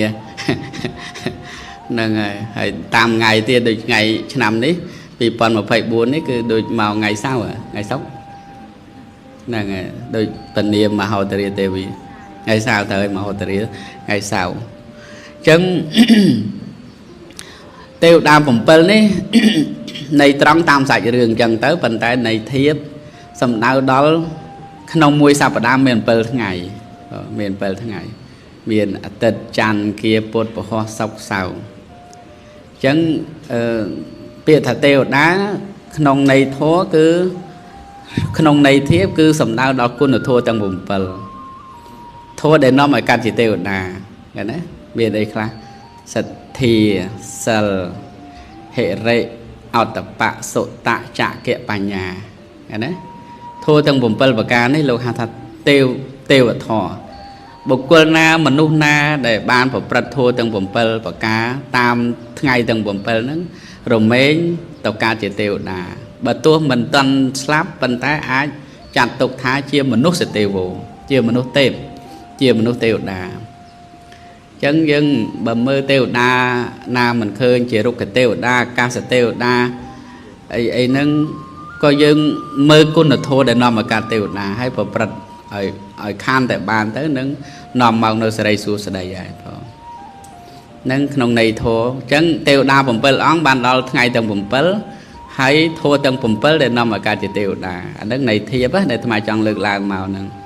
ពីព្រោះចូលឆ្នាំរាល់តែឆ្នាំប៉ុន្តែមិនដែលឃើញជួបទេវតាផងជួបតែគ្នាឯងហើយសប្បាយតែគ្នាឯងហើយរៀបចំរៀនទេវតាជាប្រពៃណីទំនៀមទម្លាប់ទេវពលីអីចឹងប៉ុន្តែអ្វីដែលសំខាន់យើងចូលឲ្យដល់ចំណុចត្រង់គុណធម៌ដែលនាំឲ្យយើងខ្លាចជាទេវតាទាំងមនុស្សទាំងនៅជីវិតហើយពេលស្លាប់ទៅនឹងបានទៅបដិសន្ធិក្នុងកំណើតជាទេវតាអីហ្នឹងតាមនៃពធដែលអាត្មាចង់ជម្រាបជូនឯកឧត្តមលោកជំទាវអស់លោកស្រីបានជ្រាបតាក់ទងនឹងអត្ថន័យនៃអត្ថបដិរូបនៃធៀបក្នុងខ្លឹមសារសង្ក្រាន្តឆ្នាំថ្មីបុណ្យប្រពៃណីជាតិខ្មែរគឺបុណ្យចូលឆ្នាំ និងពិធីបង្ការជំងឺកូវីដ ព្រមទាំងការលើកឡើងនៅធម៌ដែលតាក់ទងទៅនឹងការធ្វេសប្រហែសដែលជាផ្លូវដឹកនាំខ្លួនឲ្យទៅកាន់សេចក្តីស្លាប់បមាតោមច្ចនោបទាំងជាខាងដើមសូមនិយាយអំពីប្រពៃណីនិងទំនៀមទម្លាប់ជំនឿរបស់ខ្មែរសិនឆ្នាំនេះជាឆ្នាំជូតទោស័កពុទ្ធសករាជ2564គ្រិស្តសករាជ2020មហាសករាជ1942ចលសករាជ1382សង្ក្រាន្តចូលមកនៅថ្ងៃច័ន្ទ6រោចខែចែកត្រូវនឹងថ្ងៃទី13ខែមេសា គ្រិស្តសករាជ2020ពេលវេលាម៉ោង20:48 នាទីទេវតាឆ្នាំថ្មីព្រះនាមគោរាគៈទេវីជាបុត្រីទី2នៃកបិលមហាព្រំគង់នៅឋានចាតុមហារាជិកាទ្រង់បំពោពណ៌លឿងលំអនៅប្រការដោយផ្កាអង្គាបោះអភរណៈគឺកែវមុខក្តារភាសាហាទ្រង់សោយប្រេងតេឡាំងប្រហោះស្ដាំទ្រង់ប្រខ័ណ្ឌប្រហោះឆ្វេងទ្រង់ឈើច្រត់ទ្រង់អង្គុយបើកប្រណេតរំពៃលើខ្នងភយខៈគឺស្ដេចខ្លាជាពាហនៈក្រោយពីដង្ហែព្រះសេរសាព្រះកេសធាតុព្រះបិតារួចហើយក៏នាំគ្នាសមាទានរក្សាសិលគ្រប់ព្រះអង្គដោយសេចក្តីសោមនស្សរីករាយដើម្បីបន្តបងនៅអពមង្គលឲ្យជ្រះស្រឡះហើយចម្រើននៅសិរីសួស្តីជ័យមង្គលជន្មាយុយឺនយូរដល់ទេវតានិងមនុស្សសត្វផងទាំងឡាយតាំងពីឆ្នាំថ្មីនេះចូលមកឲ្យបានទូលំទូលាយសុខសេមសាន្តតរៀងទៅដូច្នេះដើម្បីបានរបស់ទាំងនេះគឺជន្មាយុយឺនយូរសិរីសួស្តីនេះគឺបានដោយការរក្សាសិលធ្វើបុណ្យសន្តានលះបង់ចិត្តអាក្រក់អន្តេរដ្ឋីជាចិត្តអប្រិយ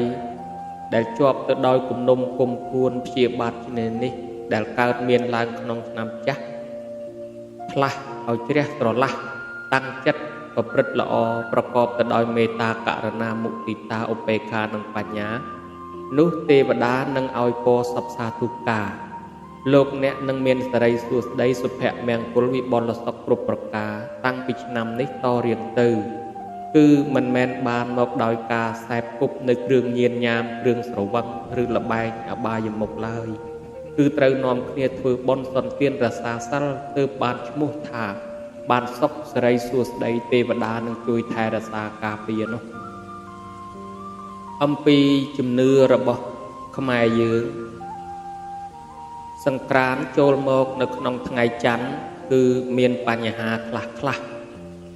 ដែលប្រទេសជាតិនឹងមានកើតជំងឺដំបៅដង្កាត់ច្រើនតាមទំនាយដូច្នេះគឺស្របគ្នាហើយពេលនេះគឺជាពេលដែលមានជំងឺរាតត្បាតមែនដូច្នេះសូមទាមទារឲ្យមានការប្រុងប្រយ័ត្ននិងអនាម័យខ្ពស់បំផុតទើបឆ្លងផុតពីឧបសគ្គគ្រោះថ្នាក់ទាំងនេះពីព្រោះបុរាណមុននឹងធ្វើកិច្ចការងារអ្វីគឺគេមិនទៅលះបង់ចោលការមើលមហាសង្ក្រាន្តទេដូចជាការធ្វើស្រែចម្ការជាដើមគឺត្រូវមើលមហាសង្ក្រាន្តអញ្ចឹងឆ្នាំហ្នឹងបើថាមានជំងឺរាតត្បាតនឹងកើតមានឡើងគឺយើងត្រូវត្រៀមលក្ខណៈអនាម័យឲ្យខ្ពង់ខ្ពស់ដើម្បីទប់ទល់ការពារបង្ការកុំឲ្យកើតជំងឺរីឯវរៈវណ្ណបត្តិចំថ្ងៃអង្គារនិងថ្ងៃពុធគឺមានទំនាយថាអាមាត្យនិងមន្ត្រីក៏មានការខូចបន់ស័កឬក៏មានការក្តៅក្រហាយចិត្តជាច្រើនឯស្រូវអង្គផ្លែឈើនឹងឡើងថ្លៃស្ត្រីខ្លះនឹងទៅរស់នៅទីកន្លែងថ្មីទីតីផ្សេង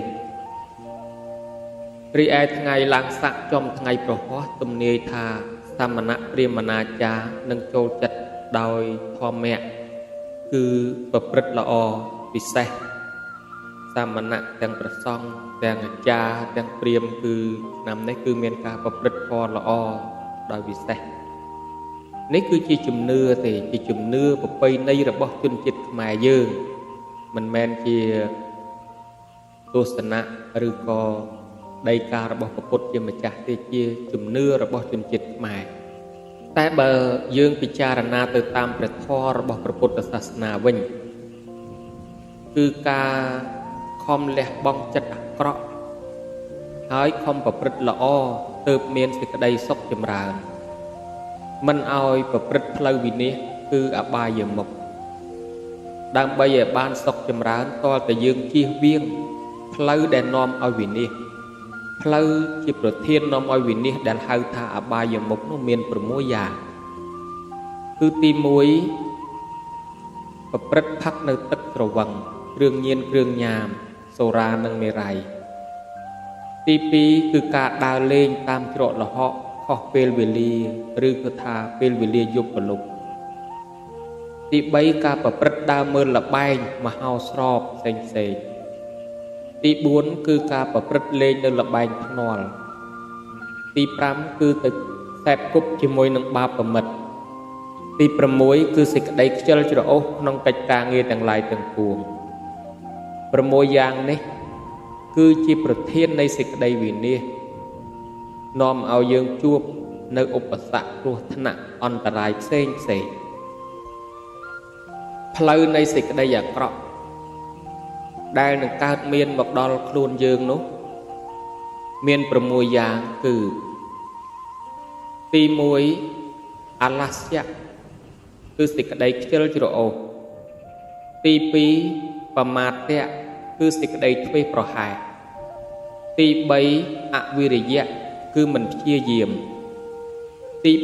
4គឺអសញ្ញមៈមិនប្រយ័ត្នទី5និន្ទាគឺការដេកលក់ទី6អនភិរតិគឺមិនត្រេកអរក្នុងធម៌វិន័យសូមធ្វើការអធិប្បាយបន្តិចចំពោះសេចក្តីនេះទី1អឡាស្យៈគឺការខ្ជិលច្រអូសជាហេតុនាំឲ្យកើតសេចក្តីអាក្រក់ដល់ខ្លួនតាំងតែពីបាត់បង់ការងារបាត់បង់ប្រាក់ចំណូលបាត់បង់មិត្តភ័ក្តិអស់ទ្រព្យសម្បត្តិកើតជំងឺរោគអាពាធផ្សេងដោយការខ្ជិលច្រអូសទាំងអស់ការខ្ជិលច្រអូសមួយមុខនេះនាំឲ្យមនុស្សធ្វេសប្រហែសនាំឲ្យមនុស្សយឺតយ៉ាវខូចការងារទាំងឡាយទាំងពួងទោះបីការងាររដ្ឋទោះបីការងារខ្លួនឯងផ្ទាល់យ៉ាងណាក៏ដោយការលក់ដូរឬការធ្វើកិច្ចការងារផ្សេងបើមានសេចក្តីខ្ជិលច្រអូសនេះនៅរាំងមុខហើយវាជាហេតុមួយនាំឲ្យយើងរងទទួលនៅសេចក្តីអាក្រក់ព្រោះអាក្រក់ធ្លាក់មកដល់ខ្លួនសេចក្តីខ្ជិលច្រអូសឧបមាដូចថាចាស់បុរាណពីដើមជុំវិញផ្ទះគាត់និយមដាំជីម្ទេសលក្រីប្រដាប់ប្រដាស្លស្លុករបស់របរស្លស្លុកមិនខ្វះមិនកន្លះរបស់គ្រាន់តែមកត្រឹមស្លស្លុកហូបចុកគឺគាត់មិនឲ្យខ្វះប៉ុន្តែបើយើងគិតមកដល់សម័យក្មេងសពថ្ងៃមួយចំនួនក៏មានការដាំដុះដែរប៉ុន្តែមួយចំនួនគឺធ្វេសប្រហែសដោយសេចក្តីខ្ជិលច្រអូសយើងទុកចិត្តទុកដីជុំវិញផ្ទះឲ្យទំនេរมันមានការដាំដុះអីទេគិតទៅក្នុងមួយថ្ងៃទិញគ្រាន់តែស្លឹកគ្រៃគ្រាន់តែជីគ្រាន់តែម្ទេសត្រូវទិញគេអស់រាប់តោនដូច្នេះកាលដែលយើងទិញរបស់គេទី1គឺវាខាតលុយទី2បើសិនជារបស់ទាំងនឹងគេប្រើថ្នាំលាងមិនស្អាតអីទៅវានាំកើតគ្រោះកើតជំងឺដល់ខ្លួនវានាំមានរោគ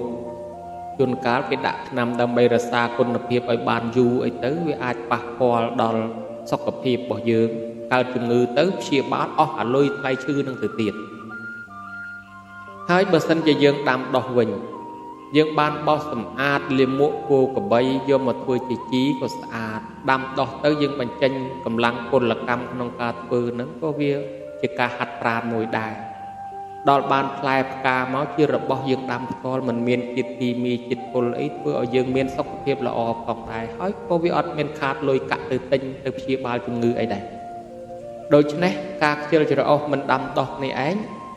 វាជាហេតុមួយដែលនាំឲ្យវិនាសដែរបានជាព្រះពុទ្ធលោកទ្រង់លើកឡើងសេចក្តីខ្ជិលនេះថាជាអបាយមុខមួយដែរការមិនបោសមិនសម្អាតការកង្វះអនាម័យវាជាហេតុនាំឲ្យមានរោគមានជំងឺអាពាហ៍បៀតបៀនដែរព្រោះតែសេចក្តីខ្ជិលអ្នករៀនអ្នកសូត្រអ្នកធ្វើការងារអីទាំងអស់រៀនក៏មិនបានជោគជ័យអីទាំងអស់ព្រោះតែសេចក្តីខ្ជិលទី2បមាទៈប្រែថាការធ្វេសប្រហែសការធ្វេសប្រហែសគឺជាហេតុអាក្រក់ដល់ខ្លួនណាស់ព្រះពុទ្ធជាម្ចាស់ទ្រង់សម្ដែងថាបមាទោមជ្ជណោបទាំងការធ្វេសប្រហែសគឺជាផ្លូវនៃសេចក្តីស្លាប់ដែលយើងហៅថាប្រមាទនេះមានន័យថាការធ្វេសប្រហែសការប្រមាទឬការធ្វេសប្រហែសនេះគឺជាហេតុជាផ្លូវនាំឲ្យកើតសេចក្តីស្លាប់ឧបមាដូចជាអ្នកបើកបរធ្វេសប្រហែសបង្កើតទៅជាគ្រោះថ្នាក់ចរាចរណ៍ស្លាប់អ្នកតភ្លើងក៏បង្កើតទៅជាគ្រោះថ្នាក់បើមិនជាធ្វេសប្រហែសការមិនរក្សាអនាម័យដោយការធ្វេសប្រហែសគឺនឹងកើតជាជំងឺឆ្លងដោយបណ្ដាប្រទេសមួយចំនួនដែលកើតឡើងសន្ធឹកសន្ធាប់រៀលដាលមនុស្សរាប់ម៉ឺននាក់នឹងស្លាប់យ៉ាងច្រើននេះគឺដោយការធ្វេសប្រហែសដល់ពេលត្រូវការរោគនេះគ្មានរោគនោះគ្មានខ្វះមុខខ្វះក្រោយដោយមិនបានត្រៀមលក្ខណៈទុកនេះឲ្យការធ្វេសប្រហែស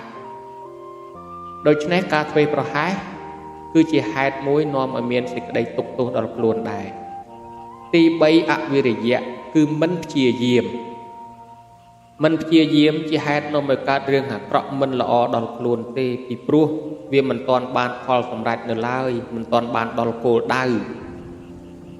ប្រញាប់តែលះបង់សេចក្តីព្យាយាមនោះចោលដោយអ្នករៀនពុំទាន់បានសម្រេចក៏រត់ចោលសាលាអ្នកធ្វើការពុំទាន់បានប្រាក់ខែក៏ឈប់អ្នកឡើងបេះផ្លែឈើពុំទាន់ដល់ផងក៏ចុះវិញអញ្ចឹងការព្យាយាមមិនទាន់បានសម្រេចឲ្យលះបង់ការព្យាយាមនេះគឺថាមិនបានដល់គោលដៅទេហើយយើងកំពុងតែព្យាយាមថែរក្សានៅអនាម័យហើយបើយើងលះបង់ការព្យាយាមនេះចោលដោយអាងថាមិនអីទេលះបង់ចោលអាហ្នឹងគឺថានឹងអាចគ្រោះថ្នាក់ដែរដូច្នេះយើងរក្សាអនាម័យឃើញថាបានសុខភាពល្អហើយក៏គប្បីរក្សាបន្តទៅទៀតកុំឲ្យលះបង់ការព្យាយាមនេះទី4អសញ្ញមៈគឺការមិនប្រយ័ត្ននេះជាហេតុនាំឲ្យមានកំហុសគឺកំហុសទាំងអស់ច្រើនកើតឡើងតែពីការមិនប្រយ័ត្ននឹងឯងនៅក្នុងស្ថានភាពនៃជំងឺរាតត្បាតយើងត្រូវប្រុងប្រយ័ត្នខ្ពស់កុំអាងថាមិនអីទេយើងមើលមិនដឹងថាមនុស្សមួយណាដែលនៅជុំវិញខ្លួនយើងនឹងមានទុក្ខមេរោគទេដូច្នេះហើយបើយើងនៅកន្លែងណាបានសុខហើយធ្វើការនៅទីកន្លែងណាបានសុខហើយគួរតែរក្សាសេចក្តីសុខនោះបន្តទៅទៀតកុំអាលចល័តចុះចតាត់ឡើងអីពីព្រោះបណ្ដាប្រទេសដែលកើតជំងឺរាតត្បាតយ៉ាងខ្លាំងគឺមកពីការចល័តមនុស្សទៅទីផ្សេងគ្នានោះហើយការជួបជុំមនុស្សកក់កុញទៅលេងនៅរមណីយដ្ឋានជិះទេសភ្លើងជិះទូកជិះកណូតជុំគ្នាកក់កុញចល័តពីមួយកន្លែងទៅមួយកន្លែងធ្វើឲ្យជំងឺនេះរាតត្បាតកាន់តែធំឡើងពេញប្រទេសដូច្នេះហើយនៅទីកន្លែងណាសុខព្រួលបួលក៏យើងថែរក្សាសុខនោះបន្តទៅទៀតសិនចុះដើម្បីទប់ស្កាត់កុំឲ្យជំងឺនេះរាតត្បាតតទៅមុខទៀតគឺជំងឺ COVID-19 ជំងឺកូវីដ -19 នេះទី5និន្ទាគឺការដេកលក់រមួកលងលក់ដោយគ្មានការភ្ញាក់រលឹកងប់ជ្រប់មិនភ្ញាក់ខ្លួនមិនមានស្មារតីការពារខ្លួននិងការពារទ្រព្យសម្បត្តិវានាំឲ្យខូចការបានដូច្នេះគួរតែយើងមានអិរិយាបថទាំង4ឲ្យសពគ្រប់ដេកដើរឈរអង្គុយដូចជាការហាត់ប្រាណអញ្ចឹងឯងបើយើងគិតតែដេកតែមួយមុខហើយមិនមានហាត់ប្រាណមិនមានធ្វើការងារអីផ្សេងទេអាហ្នឹងក៏វានាំឲ្យរងនៅទុក្ខទោសវិនាសមួយដែរទី6អនភិរតិការមិនត្រេកអរក្នុងធម៌វិន័យ cứ ca mình trây o không bịa priên và đau bịa hàm pram rư có cho bắp tùm lọp ra cho nài nom bịa đal mà đai ở cốc lục ru nẹ ru ban bằng riêng ban nài nom cứ dương ọt rôm bên chất nâng trây o đạp tế vì pro manu phiệt tràn miền tùm nô tờ rốc đại cao sập bài đôi chân này hỏi bịa đal và đau bịa đal ọp rôm nâng cứ đạp mình trong tô để chuyện thế và đặt nom vì rương bài lên sau sập bài cả ái anh nâng ban manu châu chất đôi chân này cứ tha ba tân chi manu na mình ban dọc chất tục đạp ca này nom ca ọp rôm ca priên và đau này thế anh nâng bên nâng ai rong tục tu vì ní ruột nặng chỉ dạ tha hạt đôi bậc ca nam mùi mình khan mình nuôi dưỡng cứ tha ca đạt ọp rôm tiên mọi đào pleu lọ phơm pơ lọ nó cứ bị bạn á đôi bồ ràn thà đặt nòm mình nuôi đào pleu lọ đôi rệt mò lang đàm nao ô hộp lang trăng chót bọt bị sao bị bạn á đôi cho nên việc bật chia mình bị ruộng mình bị xa mình miền thiệp tẹt tiên có đói có bàn tay đàm bay chấm này đăng đam bay rẽ xa nơi sọc vật thiệp đam bay rẽ xa nơi ở dụ chỉ vật ở bàn rồi sao lại là cua tài đạp trừ tại dọc chặt tục đạp cứ thà bịa ọp rôm bịa này nom ca minh cổ cứ tràn tại on trai ở dụ clay cụ thì họ thà cho bạp trà cho cái ao cổ cho bạp che môi cho môi bờ dương mình cổ tế anh nó biết tới cua thằng ở dụ clay chẳng tới họ cầm ao xem nó cường nhiên hai dương mình đạp tế dương từ bậc rực tới anh nâng tật luôn dương chọp nhiên tới việc đôi lập từng ruộng chắc lịch tục lịch sập pư ấy về nơi sol trọp sầm bát lương che té về nơi sol đây phần là bậc cường nhiên cường nhàm đi chọp luôn hỏi về đôi chỉ lập từng ruộng đôi chỉ ca ham pram cầm ao lên nó cường tu ấy chỉ đào dương mình sẽ đạp tam ca này nóm dương nơi từ lên với ách tu với nâng ruộng nặng đôi chân này ban chiaประพฤติตรงสำแดงท่านเนี่ยดันเมียนอายุเวงนั่นคือตีมวยได้การกรุบนั่งไออภิเวตเนี่ยใส่เลสในจังบทเกียปัจจายินเอาจัตตาเราทำเมียวัดอันแต่อายุวันเอาสักครั้งไปแล้วเนาะอายุเวงพอสมบูรณ์กายสิได้สกหนึ่งกำลังเราเมนการเมียนดอลบุคคลน่าได้เจ็บกรุบนั่งไอรีไอสไลซัวสไลดังใบปากกาได้ยึงแต่งโปนึกน้องพิธีบอลโจชนำขมายเนาะตีมวยคือท่าสไลซัวสไลเปลปรักเนินหนังมกเปลทางไงตร้องตีปีสไลซัวสไลเนินหนังดามตรุงไอเปลยุบตีใบสไลซัวสไลเนินหนังจึงบัตามการศึกษาปีประเทศนังเด็กครูทอมเมจาศาสตราจารย์จักได้โลกบาลปุญญลตามใบประพุทธศาสนาคือท่าการประพฤติในกศลกรรมบทดอบเวียจะในอกศลกรรมบทดอบจันในหายคือนอมอเมียนไรสัวใด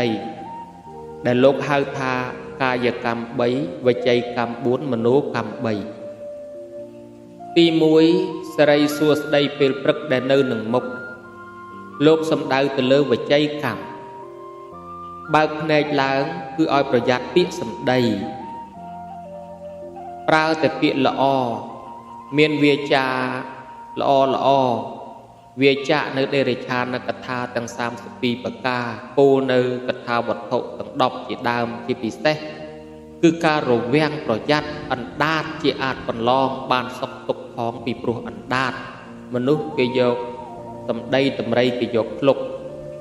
สำได้จีไอเลยจีตัวซอจีไตรมาล้อหายบานซอกบานตุกปลุกแต่สำได้มามัดพลับมามัดรัวโกลอยซอกโกลอยตุกโกลอยกิจลุกนี้ก็จลุกได้โดยฉะนั้น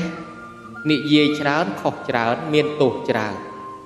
เมียนตุกปีปลุกอันดาดลุกเนี่ยใบบักเนี่ยก็ปลุกอันดาด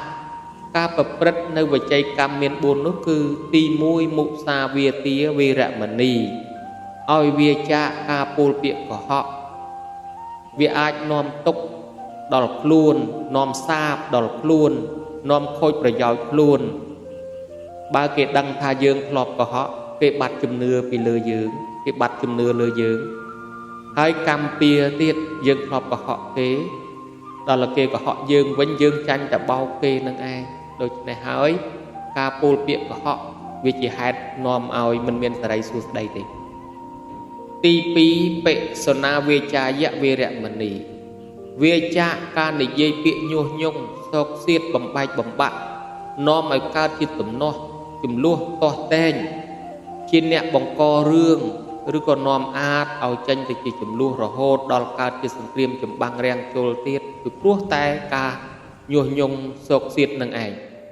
គ្រោះថ្នាក់ខ្លាំងណាស់ដូចជារឿងអង្គលីមេលដោយសារតែពាក្យញុះញង់ពាក្យសោកសៀតធ្វើឲ្យហ៊ានទៅសម្លាប់មនុស្សអស់រាប់រយនាក់អញ្ចឹងអាចកើតដល់សង្គ្រាមចម្បាំងរាំងជលមិនធម្មតាទេដោយសារពាក្យសោកសៀតពាក្យញុះញង់ពាក្យបំបែកបំបាក់អាចឲ្យមនុស្សទាស់ឆ្លោះគ្នាបានទី3បរសវាចាយៈវេរមណីវាចាការនិយាយពាក្យត្រគោះបោះបោកឧបមាទោះបីមហូបឆ្ងាញ់ក្តីបើប្រើពាក្យមិនពីរោះក៏អ្នកហូបពិសាក៏មិនឆ្ងាញ់ដែរបើអ្នកលក់ដូរអ្នកទំនាក់ទំនងជាមួយអតិថិជនប្រើពាក្យត្រគោះបោះបោកខ្វះសិលធម៌ជាមួយនឹងភ្ញៀវហើយលទ្ធផលមិនល្អទេទោះបីយើងខំធ្វើអំពើល្អក៏ដោយប៉ុន្តែការប្រើពាក្យត្រគោះបញ្ជោះប្រសោកបោះបោកនេះវាជាពាក្យមិនល្អវាច្រើនតែមានឈ្មោះយើងមិនល្អវាអត់មានតម្លៃលើខ្លួនឯងទេពីព្រោះបុរាណបានពោលថាសម្ដីសជាតិមួយយាតសពូជជួនកាលទោះបីអ្នកជាបណ្ឌិតរៀនខ្ពស់ថ្នាក់ណាក៏ដោយបើពោលពាក្យបែបមិនសូវព្រោះមិនសមគួរហើយគេស្ដាប់តែពី3ម៉ាត់ស្ដាប់តែបន្តិចគេមិនស្ដាប់ក៏ធ្វើឲ្យគេកិច្ចមិនចង់ស្ដាប់គេមិនឲ្យតម្លៃលើពាក្យពេចន៍របស់យើងដូច្នេះវាមិនល្អទេយើងពិបាកនៅក្នុងការដឹកនាំមនុស្សអញ្ចឹងដើម្បីដឹកនាំមនុស្សបានដើម្បីឲ្យគេស្ដាប់ដើម្បីផ្ដល់ព័ត៌មានពីយើងទៅឲ្យមនុស្សដទៃបានតលតែកុំឲ្យប្រើពាក្យបញ្ជោះទៅពោះបោះបោកបញ្ជោះប្រសោកនឹងឯងទី4សម្ភបលាបាវេរមណីគឺវាចាការពោលពាក្យរួយរាជឥតប្រយោជន៍គេថាអំណោះកើតអំណាចហង្សាពេកកើតទោសាបោចបោចអបញ្ញាយូយូថាថ្លៃដូចមាសការនិយាយច្រើនអត់បានការវាជាហេតុនាំឲ្យសាបតម្លៃខ្លួនឯងដែរការដែលប្រព្រឹត្តល្អចំពោះវិជ័យកម្មទាំង4នេះបានល្អប្រពៃអានឹងវាកើតជាសេរីសួស្តីទី1ដែលគេហៅថាសេរីសួស្តីនៅនឹងមុខអញ្ចឹងឲ្យមាត់របស់យើងនឹងពោលតែពាក្យល្អពាក្យណានាំសុខនាំចម្រើននាំកើតនៅមង្គលនោះឲ្យសេរីសួស្តីនៅនឹងមុខនឹងគឺសំដៅទៅលើវិជ័យកម្មទាំង4នឹងឯងរីឯទី2ពេលថ្ងៃសេរីសួស្តីនៅនឹងដើមទ្រូងបើតាមការសិក្សាពីប្រធេរៈចាស់ចាស់និងសាស្ត្រាចារ្យផ្សេងមកគឺក្នុងព្រះពុទ្ធសាសនាសំដៅទៅលើចិត្តគំនិតទ្រូងបេះដូងជាជំរករបស់ចិត្តឲ្យវាចាកការគិតអាក្រក់ទាំង3យ៉ាងទី1អនភិជ្ជាមិនសម្លឹងរំពៃចង់បានរបស់គេទី2អព្យាបាទោមិនចងគំនុំគុំគួនទី3សមាទិដ្ឋិគឺឃើញត្រូវតាមគន្លងធម៌តាមច្បាប់ទាំង3នេះបើសិនជាយើងប្រព្រឹត្តល្អវាដឹកនាំកាយរបស់យើងដឹកនាំខ្លួនរបស់យើងឲ្យគេចផុតអំពីអំពើអាក្រក់ប៉ុន្តែបើសិនជាយើងមិនបានប្រតិបត្តិលះបង់ទេទាំង3យ៉ាងខាងលើនេះវាដឹកមុខវានាំកាយវាចាឲ្យប្រព្រឹត្តអំពើអាក្រក់ផ្សេងបើមានគំនុំគុំគួនវាជាហេតុនាំឲ្យបង្កទំនាស់ទាស់តែងខ្វែងគំនិតកើតអំពើហិង្សាវាយដំគ្នាចឹងទៅហើយបើចង់បានរបស់គេវានាំយើងឲ្យទៅកើតទៅជាចោរហ៊ានលួចហ៊ានឆក់ប្លន់រំពៃទៅដើមយករបស់គេហើយបើសិនជាយើងមិនគោរពច្បាប់គិតមិនគិតឲ្យត្រឹមត្រូវយើងគិតខុសផ្លូវគិតខុសច្បាប់វាដឹកនាំឲ្យប្រព្រឹត្តអំពើខុសច្បាប់ទាំងនោះអញ្ចឹងដើម្បីបានរស់ប្រកបទៅដោយសេចក្តីសុខចម្រុងចម្រើនសេរីសួស្តីគប្បីប្រព្រឹត្តតាមមនោកម្ម3នេះគឺឲ្យល្អនឹងកើតសេរីសួស្តីតាមផ្លូវចិត្តហើយនេះហើយគឺសេរីសួស្តីនៅត្រង់ទ្រូងជាទី2ឯចំណែកទី3សេរីសួស្តីពេលយប់នៅត្រង់ជើងនោះគឺសំដៅទៅលើកាយកម្ម3ទី1បាណាតិបាតាវេរមណីគឺវាចាកការសម្លាប់សត្វមានជីវិតទី2អតិនេទានាវេរមណី គឺការវាចាកការលួចទ្រព្យគេបាត់របស់របរគេទី3កាមេសុមិច្ឆាចារាវាចាកការប្រព្រឹត្តខុសឆ្គងក្នុងកាមទាំងឡាយគឺបៀតបៀនលួចប្រពន្ធប្តីអ្នកដតីកូនចៅអ្នកដតីការប្រព្រឹត្តខុសទង្វើទាំង3យ៉ាងខាងលើនេះជាហេតុនាំឲ្យយើងមានការក្តៅក្រហាយដេកពំលក់បក់ពំលហើយនៅពំស្រណុកនឹងត្រូវទទួលកម្មពាវិរិយហុចឲ្យតាមក្រោយទទួលទោសជាហោហែដោយដែលអ្នកដែលបានលួចយករបស់គេប្រព្រឹត្តអំពើអាក្រក់ផ្សេងដែលគេចាប់ដាក់ទុកដាក់ទោសក្នុងពន្ធនាគាររមែងសោកស្ដាយក្រោយពីព្រោះទង្វើអំពើរបស់ខ្លួនដូច្នោះហើយបើយើងមិនទាន់បានប្រព្រឹត្តខុសឆ្គងទេសូមព្យាយាមថែរក្សាកាយកម្មទាំង3នេះឲ្យល្អនោះសេរីសួស្តីនឹងកើតមានដល់យើងជាពិតប្រាកដម្យ៉ាងទៀតការដែលដើរលេងយប់ប្រលប់ឬក៏ដើរលេងហួសពេលវេលានឹងត្រូវមានទុក្ខទោសដល់ខ្លួន6យ៉ាងដែរចឹងបានបុរាណថាឲ្យយកទឹកលាងជើងនឹងកើតសេរីសួស្តីរួមទាំងការវាចាក់ការដើរលេងហួសពេលវេលានឹងផងដែរការដើរលេងហួសពេលវេលាឬពេលយប់ប្រលប់នោះមានទោសទាំង6យ៉ាងទី1អត្តាបេសៈអគុតតោអរហេតោហោតិខ្លួនជាអ្នកមិនស្ងួនក្រងរសាខ្លួនយើងអាចកើតរោគឆ្លងរោគកើតទំនាស់ឬក៏ទៅជន់ដានជើងចោលគ្រោះថ្នាក់ចរាចរណ៍ឬគ្រោះថ្នាក់អ្វីផ្សេងដែលកើតឡើងមកតែពីការដើរលេងយប់នឹងឯងគឺមានគ្រោះថ្នាក់ខ្លាំងណាស់ការដើរលេងយប់នេះដូចជាសម័យសពថ្ងៃនេះគឺមានជំងឺផ្សេងផងជាពិសេសជំងឺកូវីដ 19 ហ្នឹងកាលណាយើងទៅដើរលេងជួបជុំមិត្តភ័ក្តិអាឡ័យសប្បាយជុលកែវសប្បាយជួបជុំយើងមិនដឹងថាមិត្តមួយណាមានជំងឺហ្នឹងទេអាចឆ្លងមកយើងយកជំងឺនឹងមកដល់ផ្ទះឆ្លងដល់អ្នកផ្ទះទៀតរឹតរងទុក្ខរងលំបាកកាន់តែខ្លាំងឡើងដូច្នេះវាបណ្ដាលមកពីការដើរលេងយប់នឹងទុក្ខទោសទី1ទី2ពុទ្ធតិរោបេសៈអគុតតោអរហេតោហោតិជាអ្នកមិនគ្រប់គ្រងរក្សាបុត្រភរិយា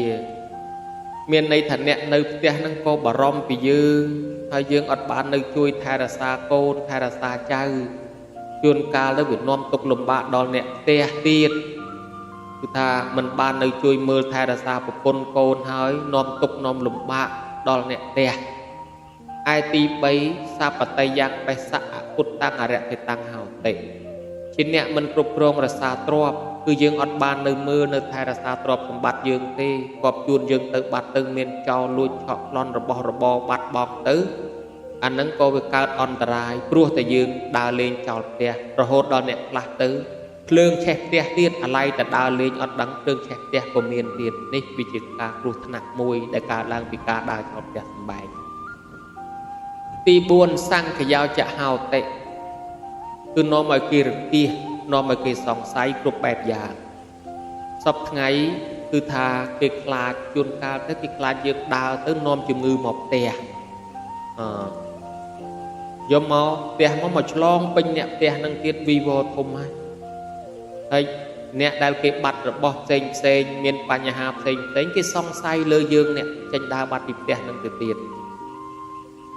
ឯទី5អភូតវចនញ្ចតស្មង្រុហតិពាក្យមិនពិតរមែងកើតឡើងមានដល់អ្នកដែលដើរលេងយប់ដើរលេងប្រលប់ពេលវេលានឹងឯងតែគេសួរចេះតែដោះសារចេះដោះសារចុះកុហកកើតជាពាក្យកុហកភូតជួនកាលគេហៅសួរនាំអីទៅភូតក៏កុហកដើម្បីដោះសារឲ្យសមឲ្យរួចខ្លួនសិនទៅទី6ពហុនញ្ចទុក្ខធម្មានੰបរកតោហោតិគឺរមែងប្រកបដោយទុក្ខទោសយ៉ាងច្រើនយើងមិនអាចរៀបរាប់ឲ្យអស់ទេគឺថាសេចក្តីទុក្ខទោសកើតឡើងគ្រោះថ្នាក់ដោយការដើរលេងយប់នេះនៅមានច្រើនទៀត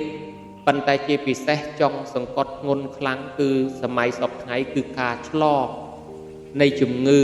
កូវីដ 19 ការរាតត្បាតដោយការដើរលេងជួបជុំមិត្តភ័ក្តិនេះនោះទៅយើងមិនដឹងថានរណាកើតនរណាឆ្លងអីទៅវាជាប្រភពនាំឲ្យចម្លងរោគមកដល់ផ្ទះនាំទុក្ខនាំទោសលំបាករាលដាលដល់ក្រុមគ្រួសារដល់ភូមិស្រុកនិងដល់សង្គមជាតិទាំងមូលក៏មានដែរដូច្នេះហើយ កាលដែល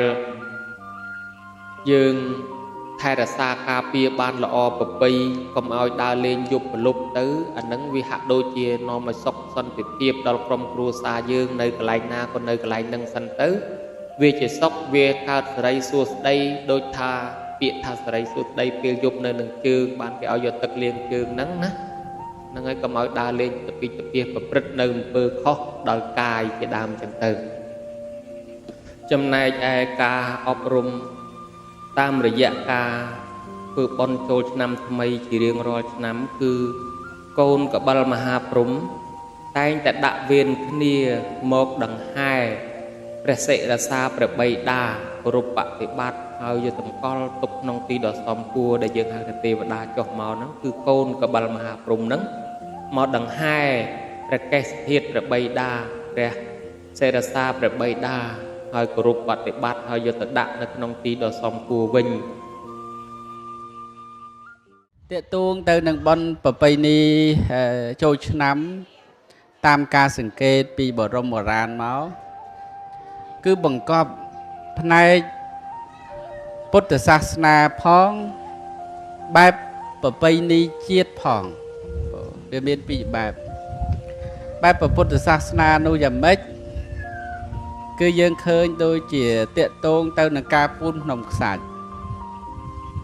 បុរាណយើងឆ្លាតចូលឡាមនីចេតិយនៅឋានតាវតឹងឯនោះតាប៉ុន្តែយើងវាមិនបានទៅដល់មែនទេញោមយើងនៅស្រុកមនុស្សយើងទៅឋានតាវតឹងទាំងរស់ហ្នឹងទៅមិនកើតទេតើល្ងាប់សិនបើចង់ទៅធ្វើបុណ្យឲ្យច្រើនទៅដល់ហើយញោមម្ល៉េះហើយចូលឡាមនីចេតិយហ្នឹងក្នុងពុទ្ធសាសនាលោកថាមានតម្កល់ទុកនៅព្រះអខកធាតុឆ្អឹងដងកំបិតខាងឆ្វេងឆ្អឹងដងកំបិតមាន2ខាងឆ្វេង1ខាងស្ដាំ1សាងឡើងនឹងដើម្បីអីដើម្បីឧទ្ទិសនៅភ្នំខ្សាច់នឹងឲ្យទៅជាចូលឡាមនីចេតិយ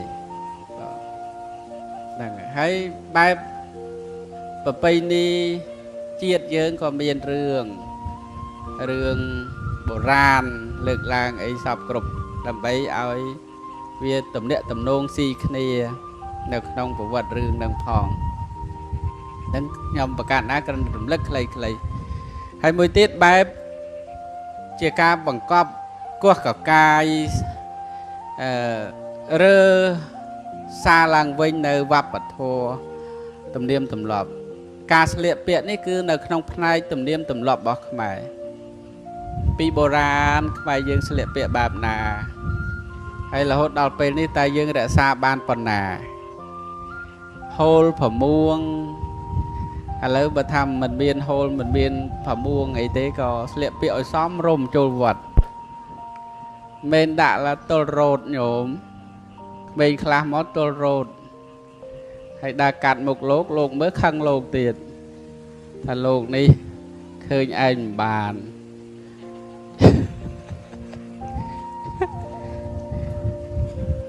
នេះប៉ះលោកផ្សេងបើប៉ះអាត្មាដេញឲ្យទៅក្រៅវត្តតាញោមបើមិនចង់ឲ្យលោកមើលទៅក្រៅវត្តទៅមែនទេញោមមកវត្តអីលោកមើលខ្លះទៅមានស្អីព្រោះធម្មតាព្រោះមកឲ្យលោកឃើញហើយមែនទេញោម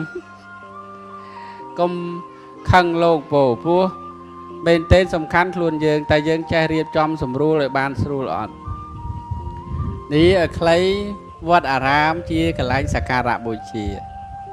មានព្រះពុទ្ធព្រឹកមានឧទ្ទេសកចេតិយមានពុទ្ធបដិមាមានព្រះវិហារមានព្រះសង្ឃអញ្ចឹងការស្លៀកពាក់របស់យើងកុំឲ្យវាហួសហេតុពេកយើងនៅស្រុកគេយូយើងនៅថៃ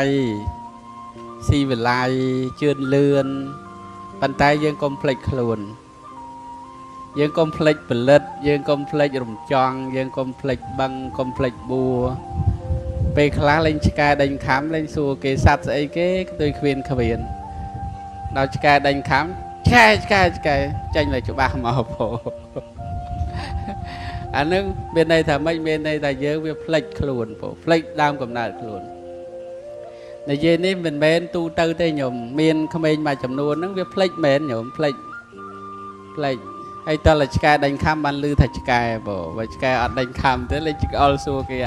sát ấy cái tôi khuyên nữa phần phải men để sọc dương đi từ đăng von điện nơi na nó chẳng ban chấm nói nick nhom và cả na cái này trong này với pi tầm niêm tầm lóp đấy cứ chia nay tầm niêm tầm lóp đấy chia mây thiên đây ở đây vậy thuộc mày ca sliệp bịa này cái này cái khơi ca sliệp bịa cái đăng tháo nó mày nâng mày nâng chia ca bằng hai mũi đôi dương khơi ca sliệp bịa bạp Sri Lanka chẳng cơn là dương cái lên mơ tao khó kê mà ông nó khó kê mà pro hai em ăn khó kê very bad rồi không mơ tao khó kê mày này cứ bao bị ấy bạn khó kê mau pi ca sliệp bịa bỏ lô sầm bol bỏ lô bằng cọp đợi ắt tạ sảnh nhan chiết lô nâng cái house Sri Lanka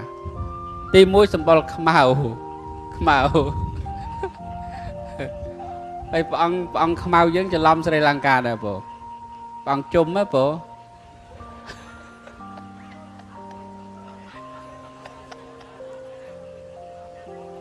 ông chung nó cứ cho lom này bộ lấy đây cho môi chun trên Sri Lanka mà đôi cho vót đã đôi kia đối bát bát bộ đây này đôi chân ban trong này dễ tha ca sliệp bịa phía xa cứ bằng cọp không áp tạ sẵn nhàn chiết mùi bỏ đôi chân này không ai không niềm dương chỉ không ai đôi chia bon trôi chân năm và bây này chiết dương rộp ruông tiếng sẵn lập bạ ca riêng hay nẹ chạ nẹ rô xì này ba nó có cất đá bố bọt và bây này tầm niềm tụm lọp cứ miền bố râm buông xa rà văn làm liều cho cặp bư chạ cặp bạch cứ mà cầm play xâm rạp khám ai dường cứ mơ tâu tùm nôn cứ thả con để khơi ca râm bó khám ai dường cái đăng thả nâng khám ai bên này xong ngay đôi bọt trẻ ấy nó bờ bên tên nó đăng khám ai cái lại nà thế bờ hay lặp lại bên tập tế rồi ngày nó truy tam phơi bị vót từ đào thằng chết nó khơi lọp mà chấm luôn bà rồi chạy hay đào xoay nó chập bị nghề mấy nó cần là chi bị phơi stop phơi từ xoay chơi nó cần là chlong cạn mà xa thay mấy nó sớt là bọt chạy từng ngõ hay chạy từng cha từng khơi hay đòn chân atma chơi cất tha viên nâng bạt bóng nữ sơ lập bạ chiết xa đã đôn ta dương ban bẩn sọt tục nếu chiếc này sơ lập bạ để từ dương kết cú hay xa rơ xa lần vệnh chiếc xe nệ chạ thông bài nó kết phòng chạ bọt nà để vì chia bọt để bỏng cóp không ăn tình này và bật thu tùm niêm tùm lóp sơ lập bạ chiết dương mình bên ham thì bên tay cũng ở dương plek thiệt nào dù tới việc bắt bằng ở nè